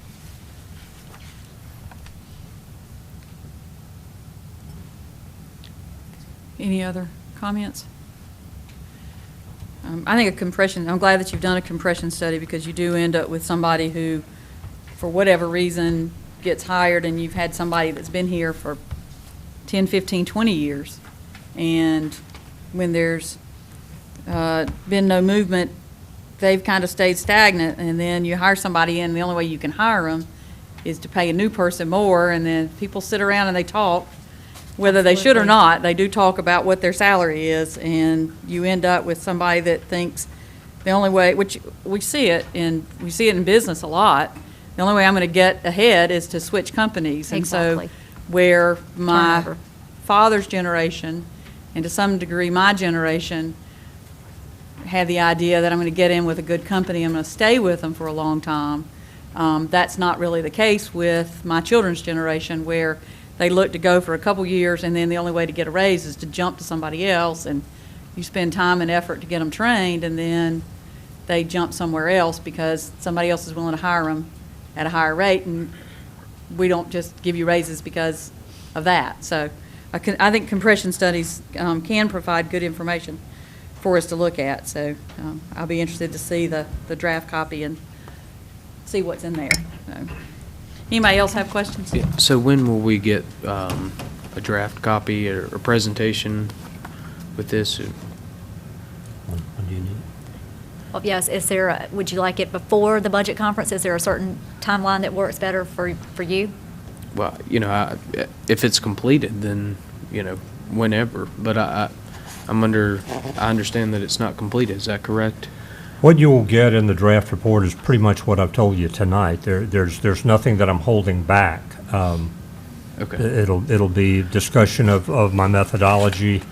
I'll give you a copy of the position questionnaire that I use, a copy of the market survey. But beyond that, you'll get in paper what you've heard tonight, Right. basically. Okay. And then if we have additional questions, I don't know what the plan is. Is it planned for him to come back to one of our meetings, or If that's the pleasure of the commission, if you feel that would be a more beneficial time, I'm sure we can tap I into mean, one we're of the not going to budget receive the conferences. report the night of the meeting and have to look through. I'm assuming we'll receive that in advance. Is that correct? Yes. Mhm. Okay. We And can then provide that. this item is on the consent agenda for 2 weeks from now. So that's not the same. It says results of. Yeah. Our plan We'll was take to. care of that. Our plan was Okay. to include that into the budget process, to have that as part of the discussion further, after you got to evaluate the report, to decide whether you wanted to move forward with the remainder of GSA and the administrative positions, to make that effective 7/1. So that's when we didn't. At our regular meeting in 2 weeks, they're going to hand us the budget document. So I think that would be an appropriate time for us to get it. And then we would have, more than a week, I don't know exactly without looking at the calendar, until we start. The 27th is our first budget. So that would give us a good amount of time to be able to look at all of that at the same time. Because my understanding was the rest of this would come as part of the budget process. So if we can get it when you hand us the budget in 2 weeks, then I think that would be helpful. Then we can have everything together. Does that work for you? Okay. Does that work for everybody? I think it's probably going to be a fair amount for us to get through, just like all of it, so. Mr. Robertson, I just have one. This proposed reclassifications, is this draft also? Everything that I would give a board is draft. Consultants advise, they do not rule. Right. I'm just pointing out that we voted on a draft that we have not even received the final reclassifications on this, and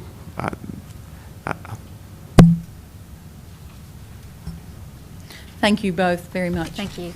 The next item, Pam? This is the year.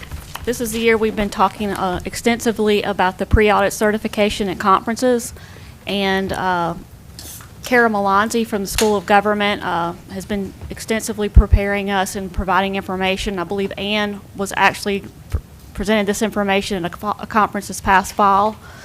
But there are certain pre-audit requirements that are going to be necessary on additional documents that from the legal research they're requesting us to do this with.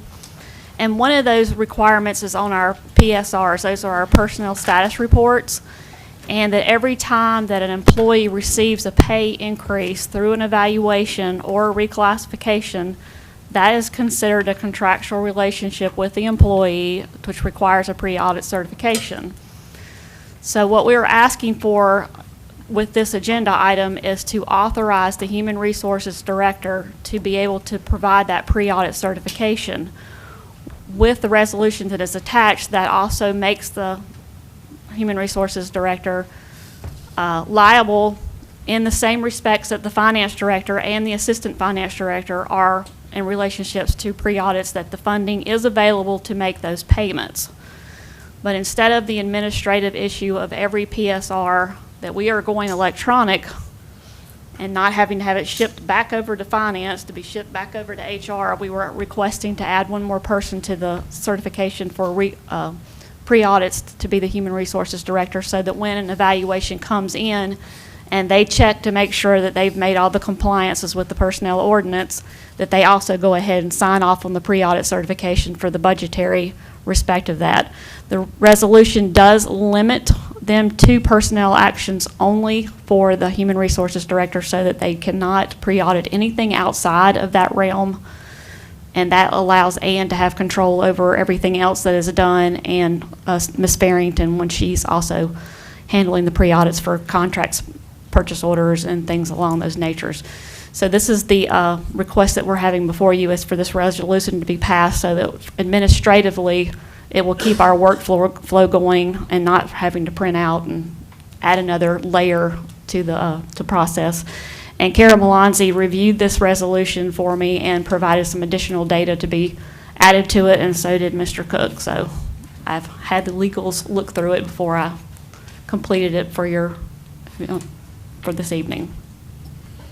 Okay, Commissioners, any questions concerning this? Okay. The next item we have is Ann Wilson's here, contribution to the Workers' Compensation Fund. Good afternoon. Let's talk workers' comp a little bit.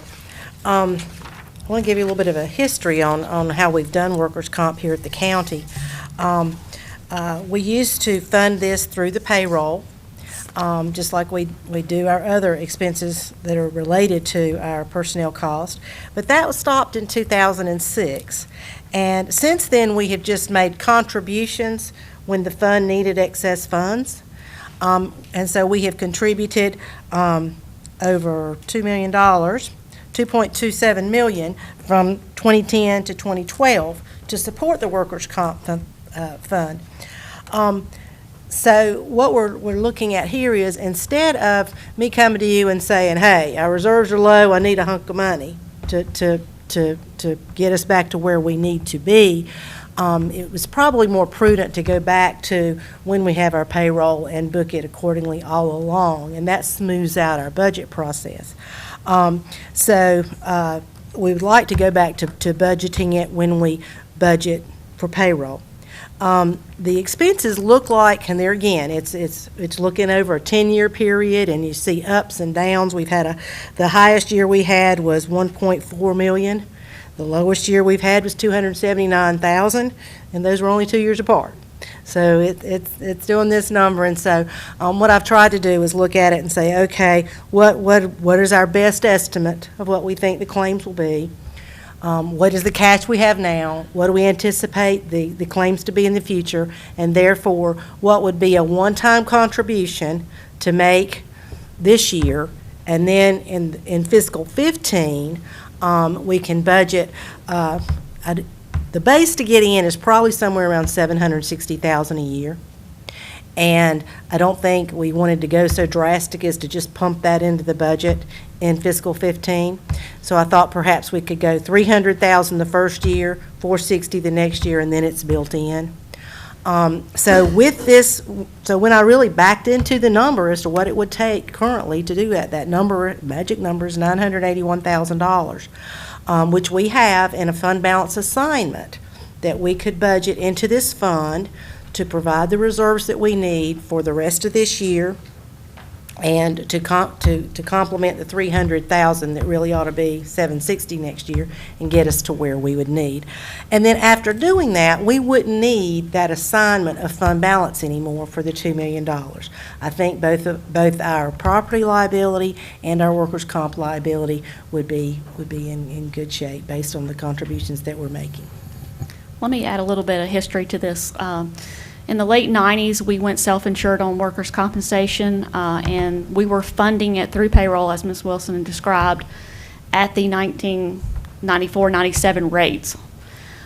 We accumulated a great deal of money all the way through 2006 to a point where we had excessive amounts of money in our account, and that's why the manager at that point in time decided to cease funding of workers' compensation. And we have managed to use that money up over the years, and Ms. Wilson has explained that we've made a couple of one-time contributions, and we feel like if we can stabilize the fund as she's described, then we can not have to keep the assignment of fund balance there, and we can keep our expenditures at a relatively regular level.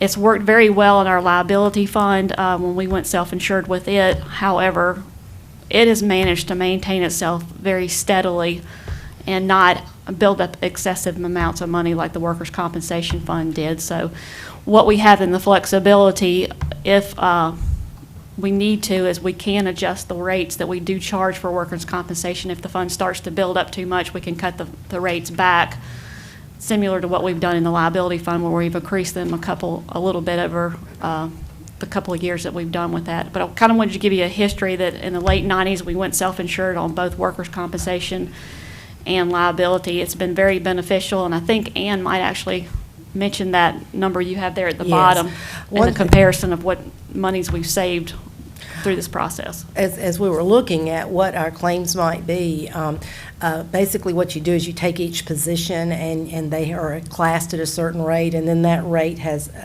the class has a particular rate that you pay per 100. And if we were in a regular insurance basis where they came in and they audited our payrolls and says, here's how much you've paid and here's how much per classification and here's our rates, we would be paying $1,644,000 a year. So we're paying, like I said, we're thinking we're going to average around $760,000. So we're doing quite well. And over the past, I believe 5.75 years, we've saved almost $5.8 million by being self-insured and by all of the risk management activities that our risk manager has had going. So I'm real proud of how well we've done, and I think we've definitely gone the right way. We're just trying to account for it in a more effective way so that it's not fits and starts. And like Ms. Dubois mentioned, we will be monitoring this every year to make sure that the funds have adequate but not excessive reserves. And the consultant, we have an independent insurance consultant that has given us what they anticipate or to be the appropriate amount of reserves to have. And right now we are below that, and so we're trying to get back up and to have a system where we will meet it or be very close to it, and that amount is $1.5 million on this fund. You have Is the assigned fund, pardon me, the assigned fund balance is 29.5 million. Is that the money that we put aside for the schools? No. With our audit, we have different assignments of fund balance, and there was $2 million that was assigned for internal service funds. That's what I'm referring to. Okay, because I was looking at the actual amendment here on page 48, and it says the fund balance appropriation is 29.5, so that's the money for the school, and we're adding this money in addition to that. Right, the fund balance appropriation is from the total of all the kinds of fund balance. So yes, the capital reserve amount would have been there. Anytime you budget fund balance, that 6901 is the category of the revenue that you are budgeting. But it's not part of a assignment that it related to capital projects. It related to the internal service funds. That's the line item mechanism that got it out of the general fund and moved it over to the capital reserve fund, and then this 981 is going to get it out of the general fund and get it over into that workers' comp fund. Now, why would we not do this just as part of our budget like we're going to do everything else? I mean, I guess if this is on the agenda for our work session in May, it's going to be 5 days before our budget work sessions. Why would we do this now instead of going through the budget and figuring out where we can fund this and things like that? Well, the timing of it's up to you, but we are below the reserve level they requested right now, and we want to be sure, we've got, in essence, 3 more months of claims that'll be coming in this year, and so if you wanted to wait on the timing of it, that's okay with me. We were trying to address the need for the push of the funds into it, and hopefully this will be a last one time. This will be a one-time, get it done, get it in there, and then from then on, we'll analyze it and monitor it and see if we need to adjust rates, and so we won't need to have this conversation again, hopefully. And typically while we do this at this point in the time, and you'll see this in item 4.6, is we go through and assess every one of our funds, and we look and see how they are, whether their budget needs to be adjusted, whether the reserves are in the right balance that they need to be at.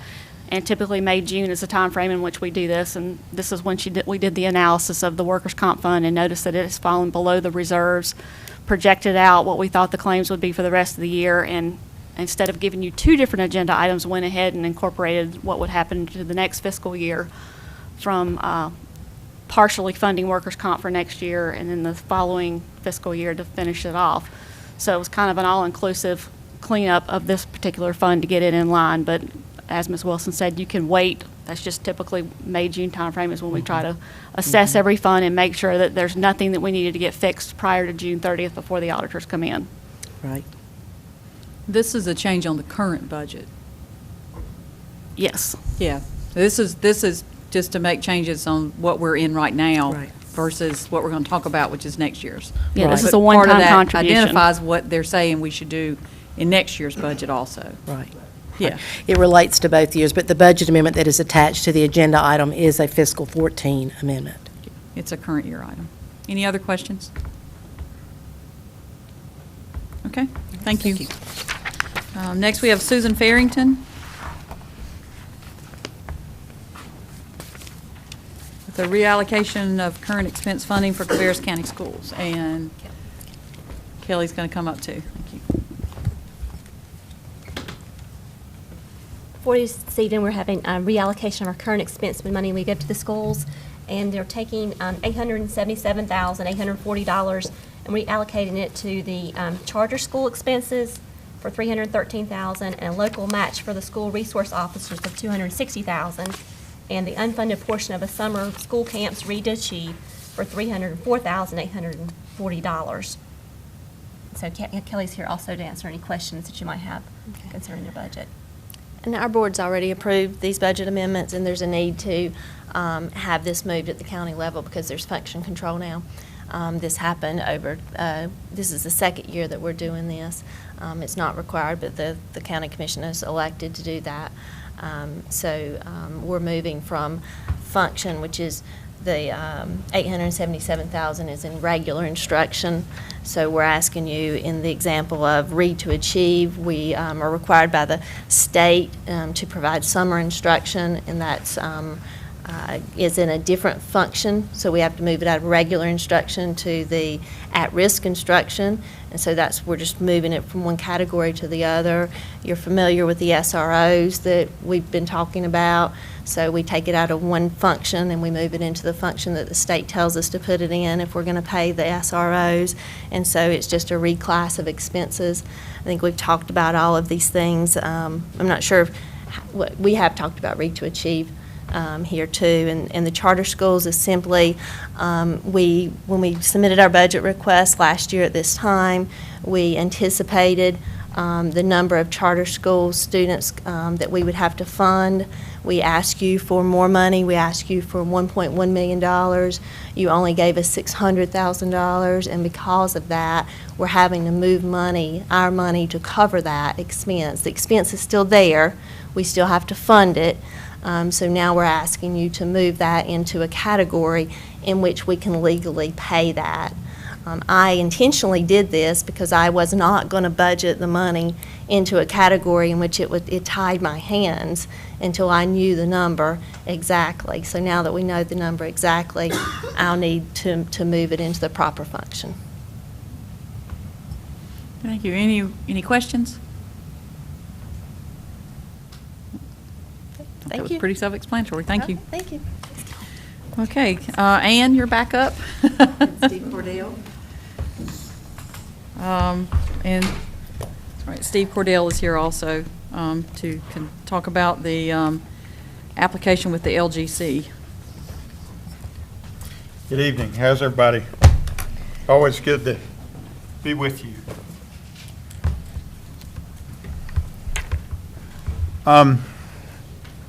Does everybody have a copy of the resolution? Yes, they're all within the Okay. agenda packet.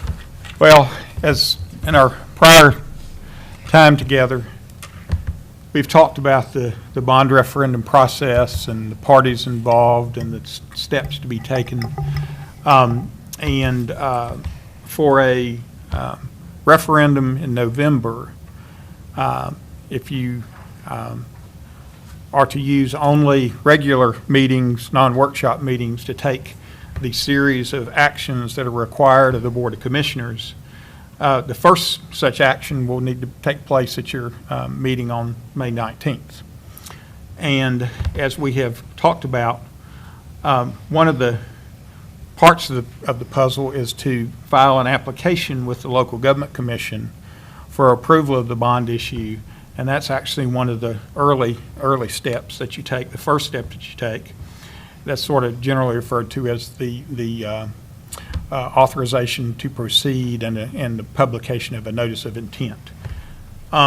Because they are different purposes, schools and community college, ultimately you'd be putting a bond order for each purpose, a separate bond order in front of the voters, and there'd be a separate ballot question. It is a very formalized process. There's several steps that have to be taken, and there are limits in terms of what you can put in your bond order and what you have to say and what you're not allowed to say. So as I said, the first action you would take would be at your meeting on May 19th, and you have draft resolutions in front of you. Now this is. These are from resolutions I have typically used in other types of referendums, excuse me. There's one that I put together for the schools and for the community college, using the projects that I understand are to be included in the bond referendum and the dollar amounts. The description is something that I put together from prior meetings and information that I had. This is a little bit more toward the, as we've talked before, a lot of folks want to do a more generic description so they have flexibility. This board has expressed the desire to have a more specific statement of the purposes, and so that's how I have come up with the descriptions for both the schools and for the community college. This is still just a draft. It's a work in process until the 19th, when you guys would approve it at that point in time. I would submit to you, in my view, I don't think you can change it really. The description, I don't think you could really change it from what is there. And we've got the dollar amounts because there are statutory limitations in terms of, what you are required to say, what you're supposed to say. It's important to remind you, I know this detail may, but we have talked about that once you start the process, you go through each step. You would basically take 3 actions before the referendum, and each step you have some ability to make some changes, but it's very limited. After you make this first, for example, when you authorize the filing of this application and the publication of a notice of intent, once you do that, you've established your maximum amount of bonds that you can seek in this authorization. You could always, in the bond order, when you introduce your bond order, which would be your next step, you could reduce the amount of bonds that you're seeking, but you could not increase it without starting over and going back and doing this step over. Really sort of the same way with the description of the purpose project, however you want to look at it. You do have a little bit of more flexibility, at least between the notice of intent, publication of the notice of intent, and the actual introduction of the bond order. You do have flexibility to drop a project out. For example, I know that for Kannapolis, they've got until the end of May to let you know whether they want to be in or be out. Well, between the publication of the notice of intent and the introduction of the bond order, you would have the flexibility to drop that project out totally and then to adjust. But once you introduce the bond order, you have a public hearing, and then at the next meeting, you would actually adopt the bond order. And between the introduction and the adoption, you really can't make, again, you could further reduce the dollar amount, but I don't believe you could, the statute says you really can't change the purpose. You can only make a non-substantial, and since you're talking about project-specific, descriptions, probably any change in the project description would be substantial. So you could continue to reduce the dollar amounts until the final adoption of the bond order. But really, there's usually very little change between the bond order is introduced and then the bond order is finally adopted. So the ability to drop out the one project for Kannapolis City School Systems would be, prior to the time the bond order is adopted. If the decision was made they wanted to go a different way, then you would just drop them out of the project altogether. Okay. All right. So like I said, the first step is that you would be authorizing the filing of an application with the local government commission, and then you would publish a notice of intent. I'm going to look at the school bonds because to some extent these are very, very similar, except for the description of the projects and the dollar amounts. So I'm looking on page 1 of the resolution. In the first recital, there is a project description. The first whereas, there's a project description that I've put forth, for $34 million of school bonds total. And it's important in the 1, 2, 3, 4th line, in my description, I talk about that you authorize the issue of general obligation school bonds in the maximum aggregate principal amount of $34 million to finance in part the acquisition, construction, installation, and this is where then I have but I draw attention to the words "to finance in part." That is there intentionally because that picks up the idea that there could be some other source of funding other than the bond proceeds, which has been my general understanding of the conversations is that there could be some other funds available, and so that's why that is there to say that we're issuing the bonds to finance, in part the project. And then I would just ask you, at some point after this meeting, to just read over these descriptions because, again, this is what I've put together based on my understanding of the sense of the commission in terms of where you are. The other thing to keep in mind is that on the second page of each of these resolutions, there are findings that this board is making.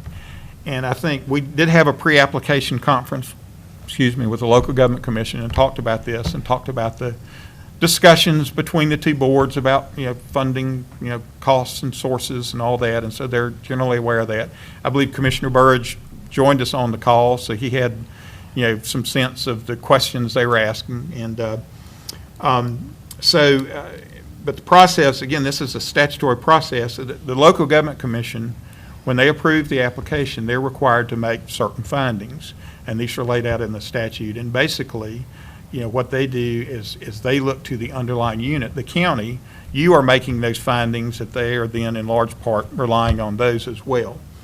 And a couple of the paragraphs, these are some statements that I typically put in these types of bond issues, is to say that the financing with general obligation bonds, aggregate principal amount, I'm reading, this is just paragraph 1, an amount not to exceed $34,000 is termed to be necessary and expedient because of recent and projected growth in school population, inability of existing school facilities to house the additional student population. Again, that's a general statement. If there's a better description of the need, that's something that we could put in there between now and the 19th. But that's basically that it's necessary and expedient.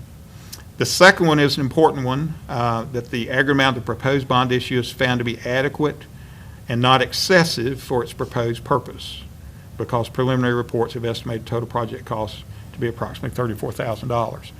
Now, obviously the excessive is not a point here, but I just want to draw attention to the word adequate. Okay, and Commissioner Burridge may be able to relay some of the same discussion that we had with the local government commission about the funding sources for the projects, and that I guess that the bond funding itself may or may not be enough. Once we don't have bids in hand, we have estimates, and so basically the adequate, it's implicit in that you're contemplating that there would be other funding sources made available if it came to that. But I think Commissioner Burridge, I don't want to put him on the spot here, but others on the call, the local government commission made it very clear that when the bids come out, if it turns out that there's not enough money, project costs are in excess of the bond amount plus what other resources might be available, then you just, even though you had the authorization, you would not be able to issue bonds, because you have to have the funding source to do the project before they're able to issue the bonds. They won't know where the rest of the money's coming from before they'll issue any bonds. That's right. You have to have it in hand. That's right. So, again, this is at the authorization stage. This is where a lot of people, they will build in a little cushion, but my understanding from this board is these are the numbers that you feel comfortable with. And so to some extent, basically what you're saying is that you're making a finding that the bond proceeds with other potential funding sources to be identified, that you believe those will be adequate, and recognize that, that at some point in the future, if that's not the case, then you won't be able to issue the bonds until you can come up with that. The rest of these are basically just, that your debt management, budgetary, fiscal policies are good, that they're in compliance with the state law, and all that is there. I would draw also your attention to number 4. Now, this says that no property tax increase is expected to be necessary to pay the debt service from these bonds. Again, I'm asking you to confirm that. You either have to say, if you do expect that a property tax increase is going to be necessary, then you need to state what it's going to be. But at least this is sort of, again, this is to get something on paper, to get in front of the commissioners so you can read this, and then we'll go from here in terms of kind of finalizing the product before you adopt this resolution at your May 19th meeting. Okay? And then the final, this is just authorizing the filing of an application in number 5, appointing my firm as bond counsel. If you turn over to my pages are two-sided, but there is a page that looks like this that just has the notice of intention. Based on this description, this is what would actually get published in the newspaper. We publish these in the Independent Tribune. There'll be one for the school bonds. There'll be one for the community college bonds. And again, you can see it recites the purposes here, that we've gone over. It says that, if people object, they have a right to file, an objection with the LGC and with the county within a certain period of time. And so that's the actual notice of intent that would be filed. And again, this is just to give you an illustration based on what is currently in here. But that is part of the process. And then the last thing, and we started doing this a couple years ago, there's also a resolution at the very end of this. And so this is sort of two resolutions in one. Resolution declaring official intent to reimburse expenditures. All this is about is the federal tax regulations. They place limits upon your ability. Basically, you have to state up front if you're going to be doing a bond financing, but if you're going to spend some of your own money on the project as temporary financing, and then when the bonds are issued, you want to reimburse yourself for that. This is just a process that you have to enter into. You have to memorialize the intent to do that. So that's why this resolution is here. And it's just we try to do this at the earliest stage, mainly because we want to try to catch it, at an early stage, so you don't go into the project spending your own money and then find out you run into some limitation to reimburse yourself later on. So this is just to preserve the ability to do that. But the biggest part of it, and the community college, it does basically the same thing. The project description and the dollar amount is different. But other than that, each resolution is doing the same thing. It is authorizing the filing of an application with the local government commission, authorizing the filing of a notice of intent, and then there's a copy of a notice of intent. And as I said, this is between now and the 19th. If there are changes that need to be made to this within, of course, within the limits. And as I said, I don't really think you can, other than like maybe correcting the description that I've got of the project. But I tried to take that from my notes in terms of what you guys were looking at and had approved. But other than that, I think it's subject to tweaking. I think hopefully it's a pretty good start for where you guys need to be on the 19th. Okay. Hey, Commissioners, any questions about any of these documents? Where is RCC the funds to furnish that technology? They have them. They were going to privately fundraise, is what Dr. Spalding told us. I know she said she was going to try to privately raise it. That's the commitment that she gave us, was that if we funded the building, that they would privately fundraise the furnishings for it.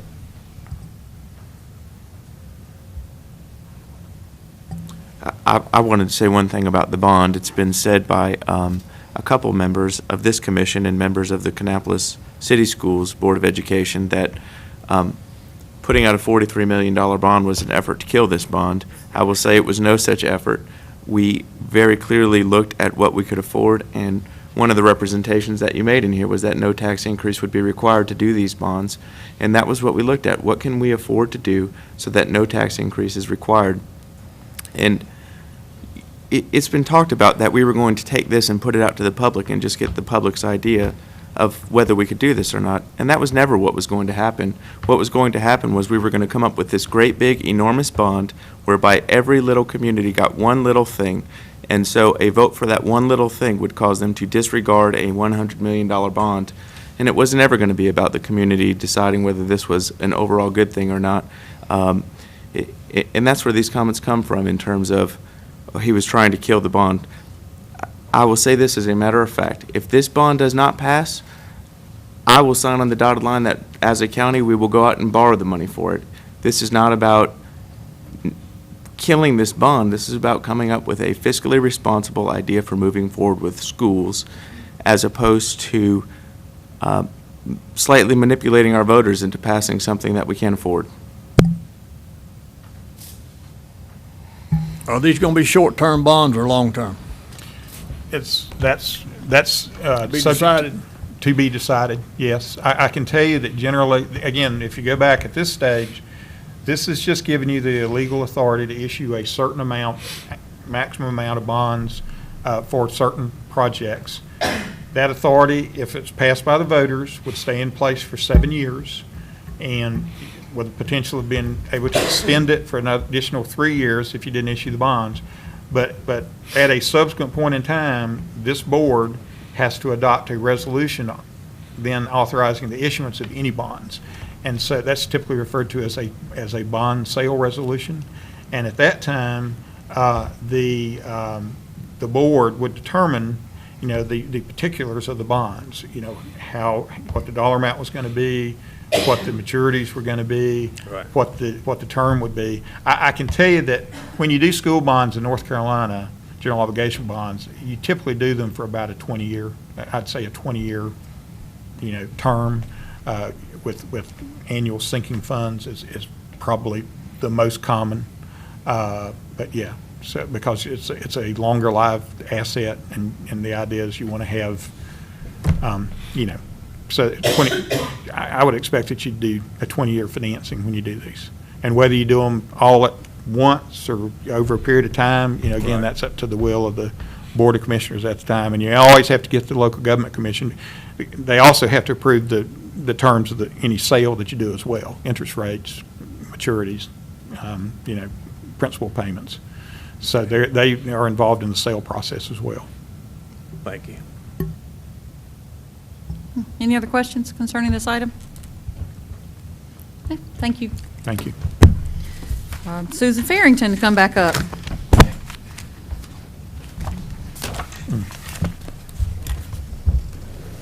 Because our multi-year funds are not part of the regular budget process, like Pam Dubois said earlier, we go through each year and analyze all our multi-year funds and try and determine if they're where they should be, trying to up the revenues, or maybe in prior years, the interest income, we thought we were going to be collecting a lot of interest income, and then, about 5 years ago, the interest really dropped off, and so we need to adjust some of those funds and look at them each year. So before you, they have the changes that need to be made for this year, and they have the CDBG Fund 2013, the Capital Reserve Fund, the Utility Capital Projects Fund, the Small Projects Capital Fund, Sheriff's Department, and the Aging Department. Those are the ones that have budget amendments that need to be adjusted for this year, along with project ordinances, because, like I said, they're not part of the regular budget, annual budget. Anytime that we increase our budget for these multi-year funds, we have to do a new project ordinance. So the project ordinances are also attached for you to review and approve, and those are for the CDBG Fund of 2011, our new CDBG Home 2013, Capital Reserve Fund, the Small Projects Fund, Sheriff's Department Fund, and the Department of Aging Special Revenue Fund are also attached to the agenda item. Any questions about these funds? We do analyze the funds each year and try to keep the number of funds to a minimum, just to clean up things. And as projects are completed, we follow the project ordinances and close them out as soon as we can. Any questions?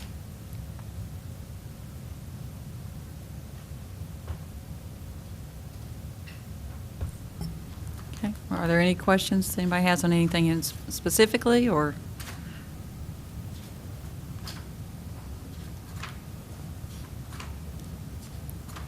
If there are no questions, we can move to the next item. That's up to you.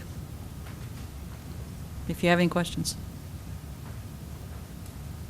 No? Okay. Thank you. Thank you. Next item, Ben Rose and Kathy Maurer. There you are. Ben and Kathy are here. Fiscal year 15 HCCBG funding plan. Yes, good afternoon. As lead agency, the Department of Human Services is the lead agency for the Home and Care Community Block Grant. So it is our task to work with the HCCBG Advisory Committee to get a funding plan established. With the Cabarrus County receives an allocation each year for these funds to provide services to seniors in our community. Basically, there's probably about 20 to 22 types of different services that can be provided under this plan. The advisory board, their task and their role is to assess where they feel the needs are most prevalent in our community, and then they recommend a funding plan based on the funds that we get. They could fund each service at $10, or they could fund one service for the whole grant. And Kathy has been working with the advisory committee. I think Commissioner Osterwright has been on that committee as well too, to put together the funding plan. So I'll let her talk about any specifics she'd like to point out regarding the funding plan proposed by the committee. As Ben said, the committee met on April the 21st and reviewed the plan. We basically this year looked at what services we had been providing, and based on a scoring system, we chose the top 10 services based on the score of the committee members as their vote. And we did do that scoring system and tried to look at the service that was expressed by the committee members as being what they thought was the most important, and we assigned funding based on that. And of course, at the agreement of the committee members, we did that. Basically, the services that we will be continuing to provide are those that we've historically done. You will notice that some services, as we said, are getting more funding this year than they previously have, and that was based on the method that we used this year. There also will be an update to this plan that I will be providing to you prior to your next regular meeting. The reason of that, when we did the plan originally, we did not have the final allocation numbers, but since that time we have received those from the state, and we have an additional $9,557 that we are going to be updating the plan with, and we'll be presenting that updated plan for you. I'll be getting that to Megan hopefully within the next week, so you'll have that to show where the new figures have been plugged in.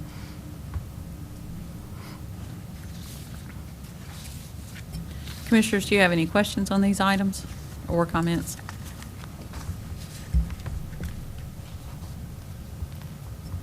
Okay. Okay, thank you. Thank you.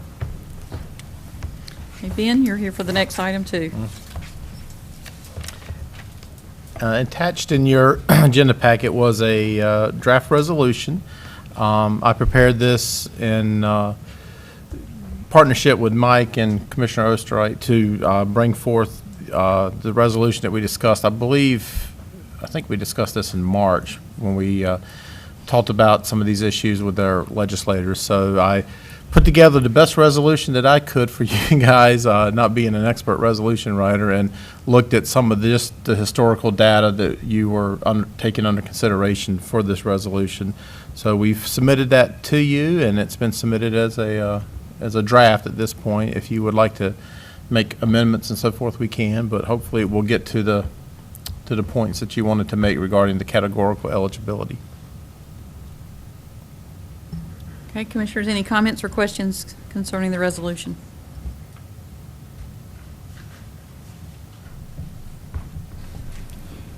Go ahead. What? I think the resolution, I read through, I think the resolution looks good, so thank you for drafting that for us. Oh, my pleasure. We'll dress it up, put the county seal and all the good stuff on there, and then for you guys to approve, and then we'll get it. What's that? Change the date on it. It says the 21st day of April. Oh, okay, yeah. We'll make all those changes. Sorry about that. Yeah. Who will the resolution go to? Yeah, as I recall, we would send it definitely to the Secretary Wass, to Wayne Black, to the Division of Social Services Director. Our legislative delegation, I think, would be a good start, but they even recommended, I think, all legislators perhaps. And we can send it, if you'd like to even send it to federal legislators, we can do that as well too, because that's part of an option they've given the state, so we could send it to that level. I would probably recommend sending it to Dean Simpson as well too, who is kind of over this program, and she's actually one of the decision makers in this process. And then we could go from there. That's who we would start with for sure. Thank you. Can we get a list at the next meeting? Can you give us a list of who this would go to? Sure, definitely. And like I said, if you'd like to direct any further people or offices, we'd be happy to oblige. Anything else on this one? Thank you. Thank you. Okay, next, the Literacy Council. There we go.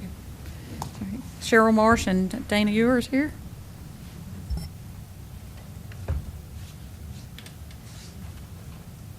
Hi, I'm Cheryl Marsh with the Cabarrus Literacy Council, and Dana's with me.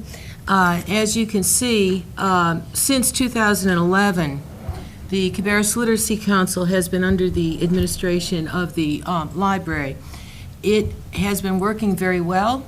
Our sole purpose is to provide free one-on-one tutoring to the citizens of our county who maybe can't fill out a job application, can't respond to a note from the school teacher, can't read medication instructions, and it's a surprising number of people in our county who still can't do this. I want to emphasize that this is free. The tutoring is free. It's one-on-one. It's a very valuable service, and what we're requesting is no money, but we're requesting that you allow it to continue to be under the administration of the library and approve the contract that we have included in your packets. If you have any questions, I'll be glad to Any respond. comments or questions? I can tell you it's a well-needed program. Yeah. Okay. Well, I would just say, thanks for what you're doing, but how do you get referrals, just for the public's sake, anybody that's watching? As part of our strategic plan, we are trying to get the word out that we do exist. Right. We also have a relationship with the community college that also provides free literacy classes so that, they can work both places. So through the community college, we just had a 5K race to raise our funds, which was a great success. So all those people know about us. And many employers will refer people to us. If you know somebody, or perhaps a landlord knows somebody, they can refer, and all the person needs to do is to call the literacy office, and they'll be assessed and hooked up with a one-on-one tutor. Okay. Free. That's great, yeah. Thank you. And the only limitation would be they need to be 18, because it That's is an correct. adult It's literacy adult program. basic So literacy, they do have to yes. have hit their 18th birthday, right, to be referred. I've tried to refer somebody and they hadn't turned 18 yet, so they had to wait until they had a birthday, but did want to point that out, so. Yeah, I'd just like to add, thank you for the great work that you're doing. I think it's a great time with the library. I've had the opportunity to hear some presentations. It seems like the tutors and the people that work in the program get about as much out of it as the recipients do. Absolutely. And it is really, to hear some of those recipients tell their stories about the difference that it's made in their lives and what they're able to do is really touching and very significant. So thank you again for what you're doing. We find it difficult, those of us who aren't literate, find it difficult to understand that there are people who, they're very smart people, because they hide it so well that they can't read or can't comprehend what they're reading. But just imagine if they misread a prescription direction for their child. That would be devastating. So, yeah, please refer anybody to us, either as a tutor or as a student. We're nice people. Thank you very much. Thank you. I think we all agree with you. The next two items, Susie Morris is here.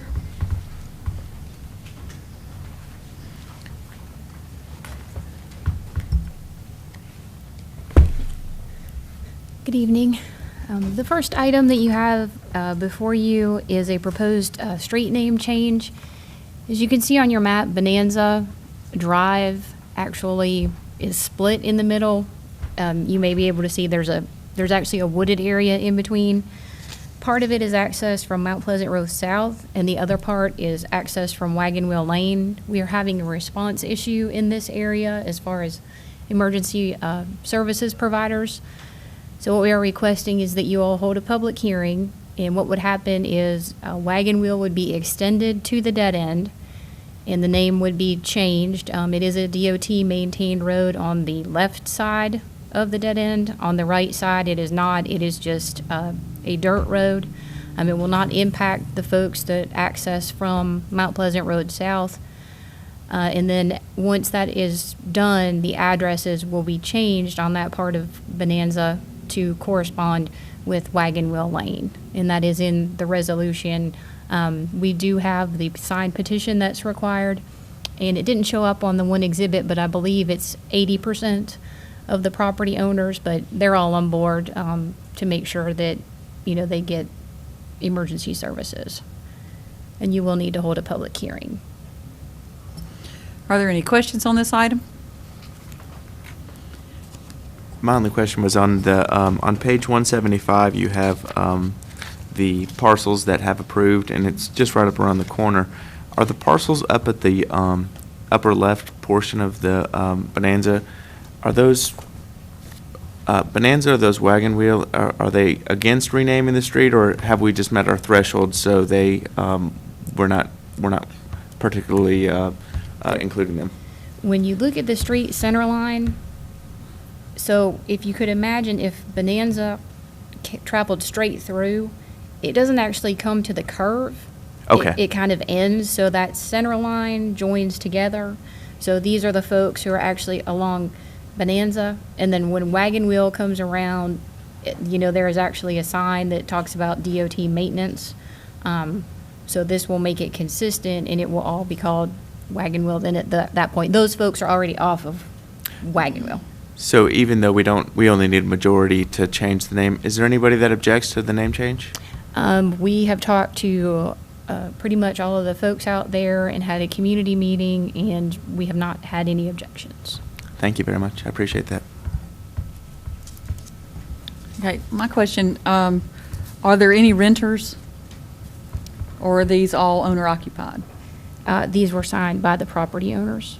Okay, I would ask that we mail to those addresses so that in the event there is a renter in the address, just to make sure whoever's actually living in the address understands that it's going to be changed.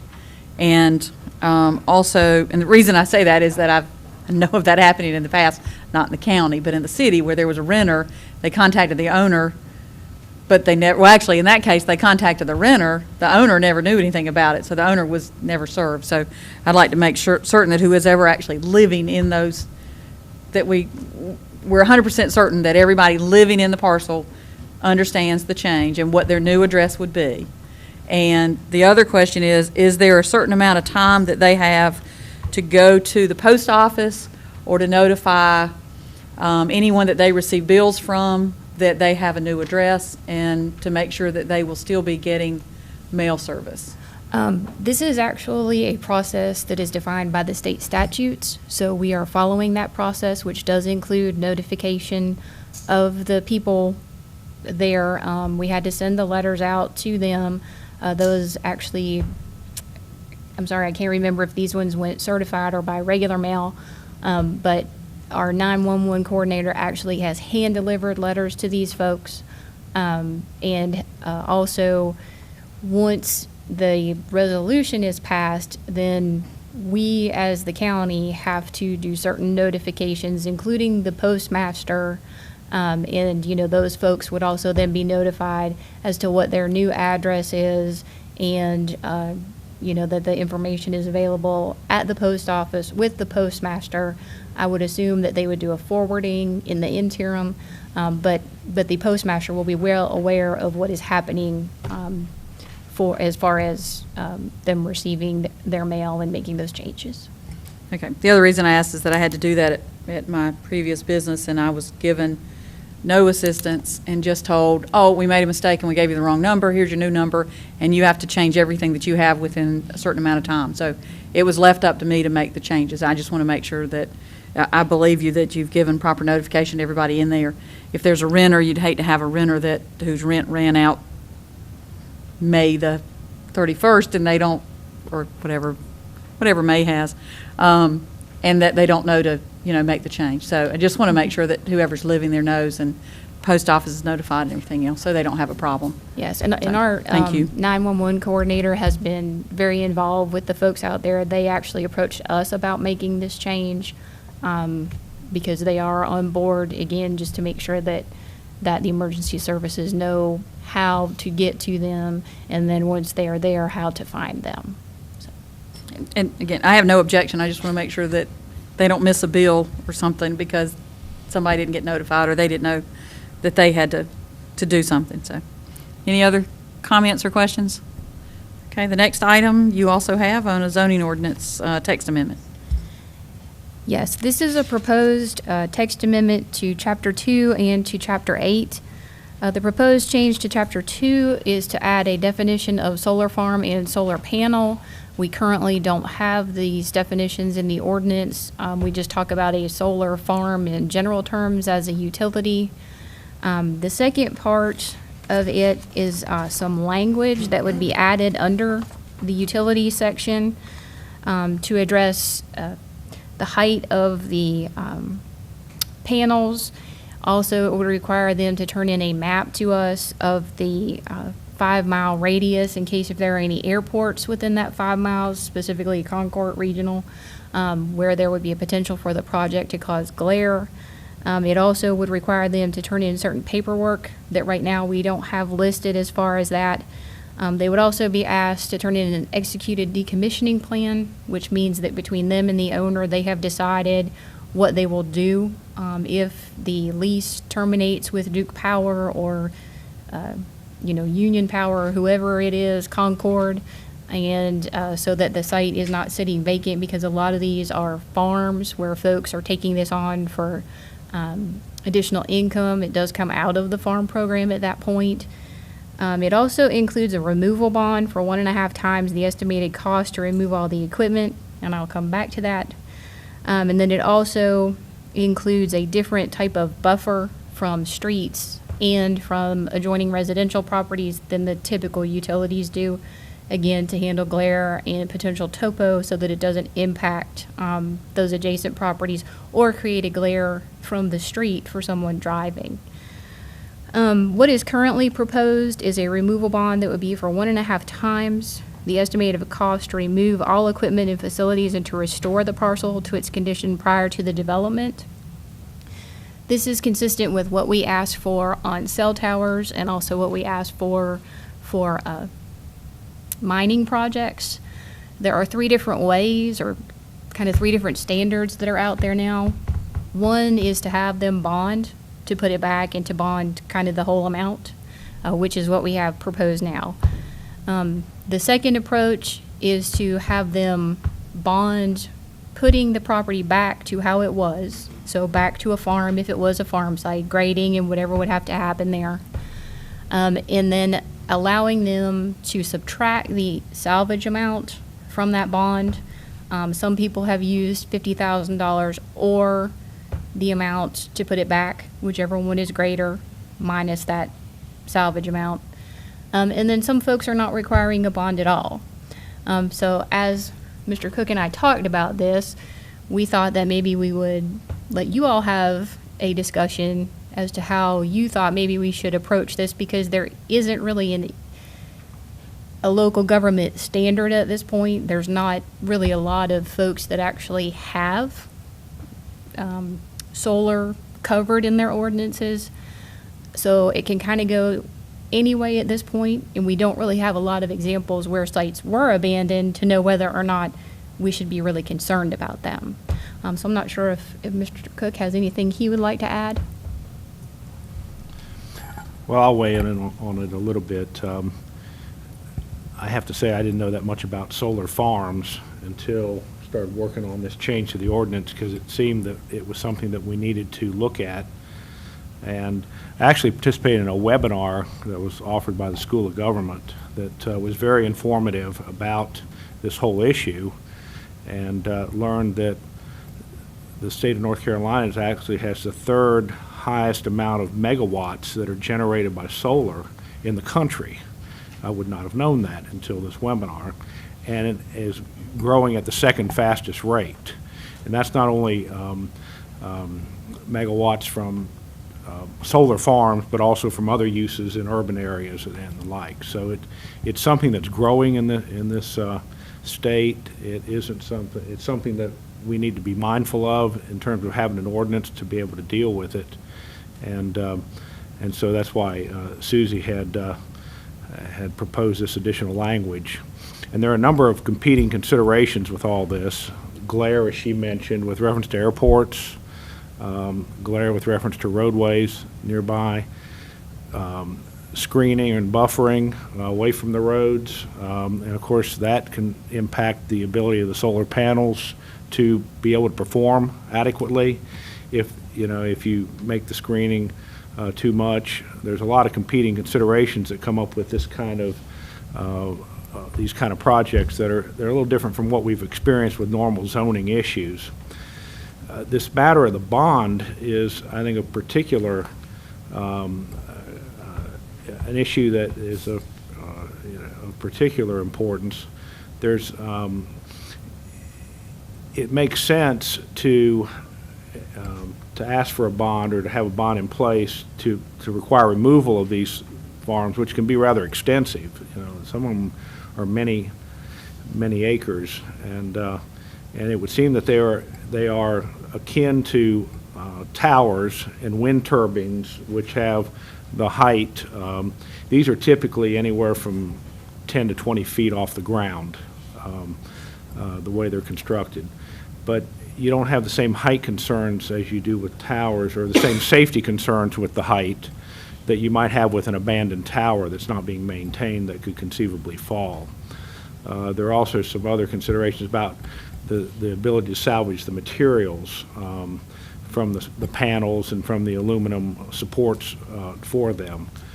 So you don't have the same safety concerns. You have larger project costs many times with these. And there, at least from the solar industry's perspective, there's of course some resistance to having bonds, which can be very expensive because they have to be renewed annually, and of course you're looking at sometime way down the road when the bond may be called upon to deal with the removal of these structures. So there's some of the same considerations, some different ones that arise. There is a model ordinance that has been developed collaboratively by the solar industry, and also there's been participation by the North Carolina Association of County Commissioners, North Carolina League of Municipalities, the School of Government, and some other stakeholders that have some interest in this industry. And their particular model ordinance doesn't require a bond, but they have some other provisions in it that require a decommissioning plan, such as what's been proposed here, and some other, presumed safeguards. But if you survey around the state and look at different model or different enacted ordinances among the various counties and cities that have dealt with it, you see every different type of method of dealing with it, from actually nothing in it to deal with decommissioning and removal to these bonds. So there is a menu or a number of alternatives that you could look at, and I think Susie's pretty well outlined what those can be. But it is something that has been proposed to our Planning and Zoning Board, and they approved the text that you see in your package, but wanted to at least give you some additional information about about the template or model ordinance, and about some of the background with reference to solar that we've gathered in the meantime since Planning and Zoning met. And the standards that are listed are from the model ordinance.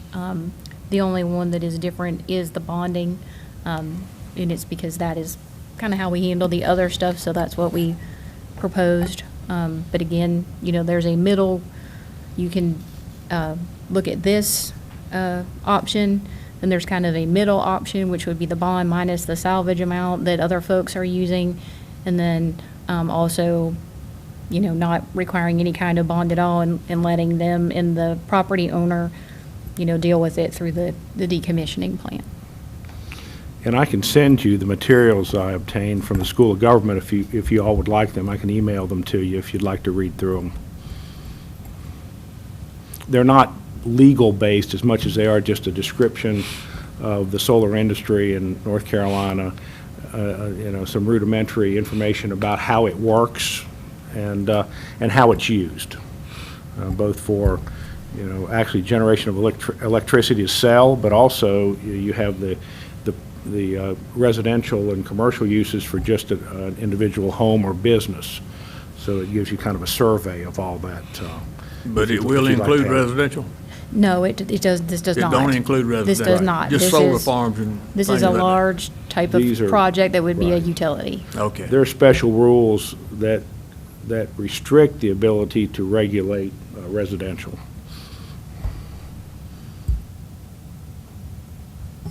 Okay, any thoughts, comments, questions at this time? Do you want do you want Rich to send the information out? I'd like to get it because I think it'd be interesting to read, just to have. Yeah, I would be interested in looking at the information also.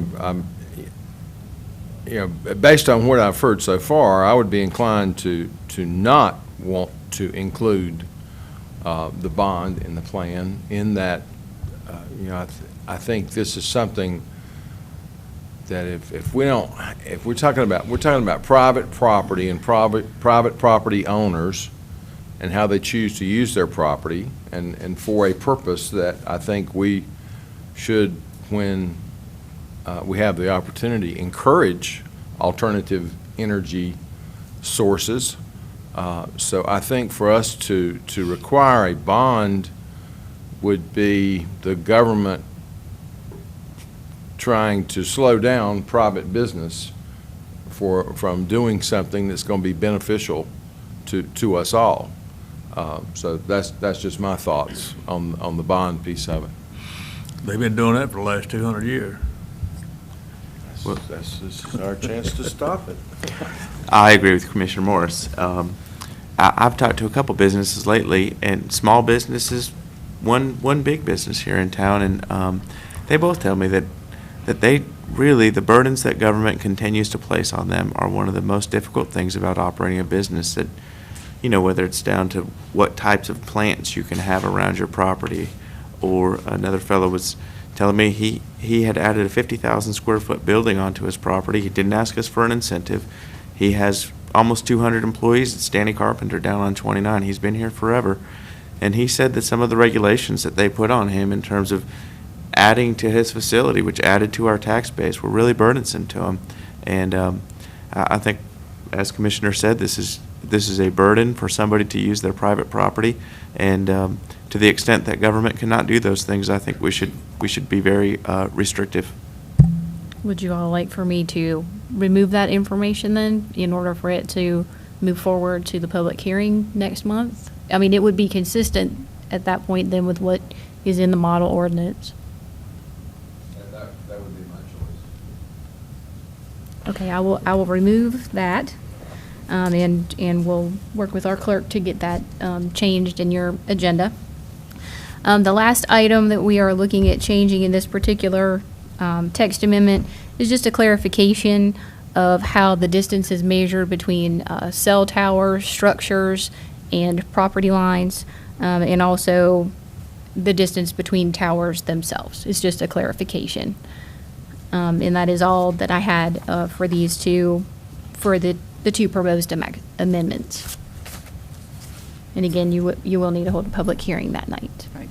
Yeah, we do have to have a public hearing for both 410 and 411. Any other thoughts or comments on those? Okay, thank you. Thank you. Okay, if you'll look at the agenda for the regular meeting that you have, you'll look under consent. Number 6, we'll remove that. Any thoughts or comments on the items on the consent agenda portion? I would like F3. My preference is to take that off and deal with it at our budget. If you don't want to do that, I would at least like to put it on new business. Okay, we can make that number 4 under new business.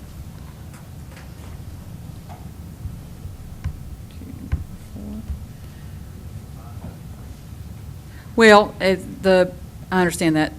Normally, the presentation would be the last thing that we would get, so I'd rather leave that one as last, and any changes slide in right before that to make that meeting flow a little bit better. Any other ones? I'd like for number 4 to be moved to new business. So that would become item number 5. And the county manager presentation would be number 6 if there's nothing else to move.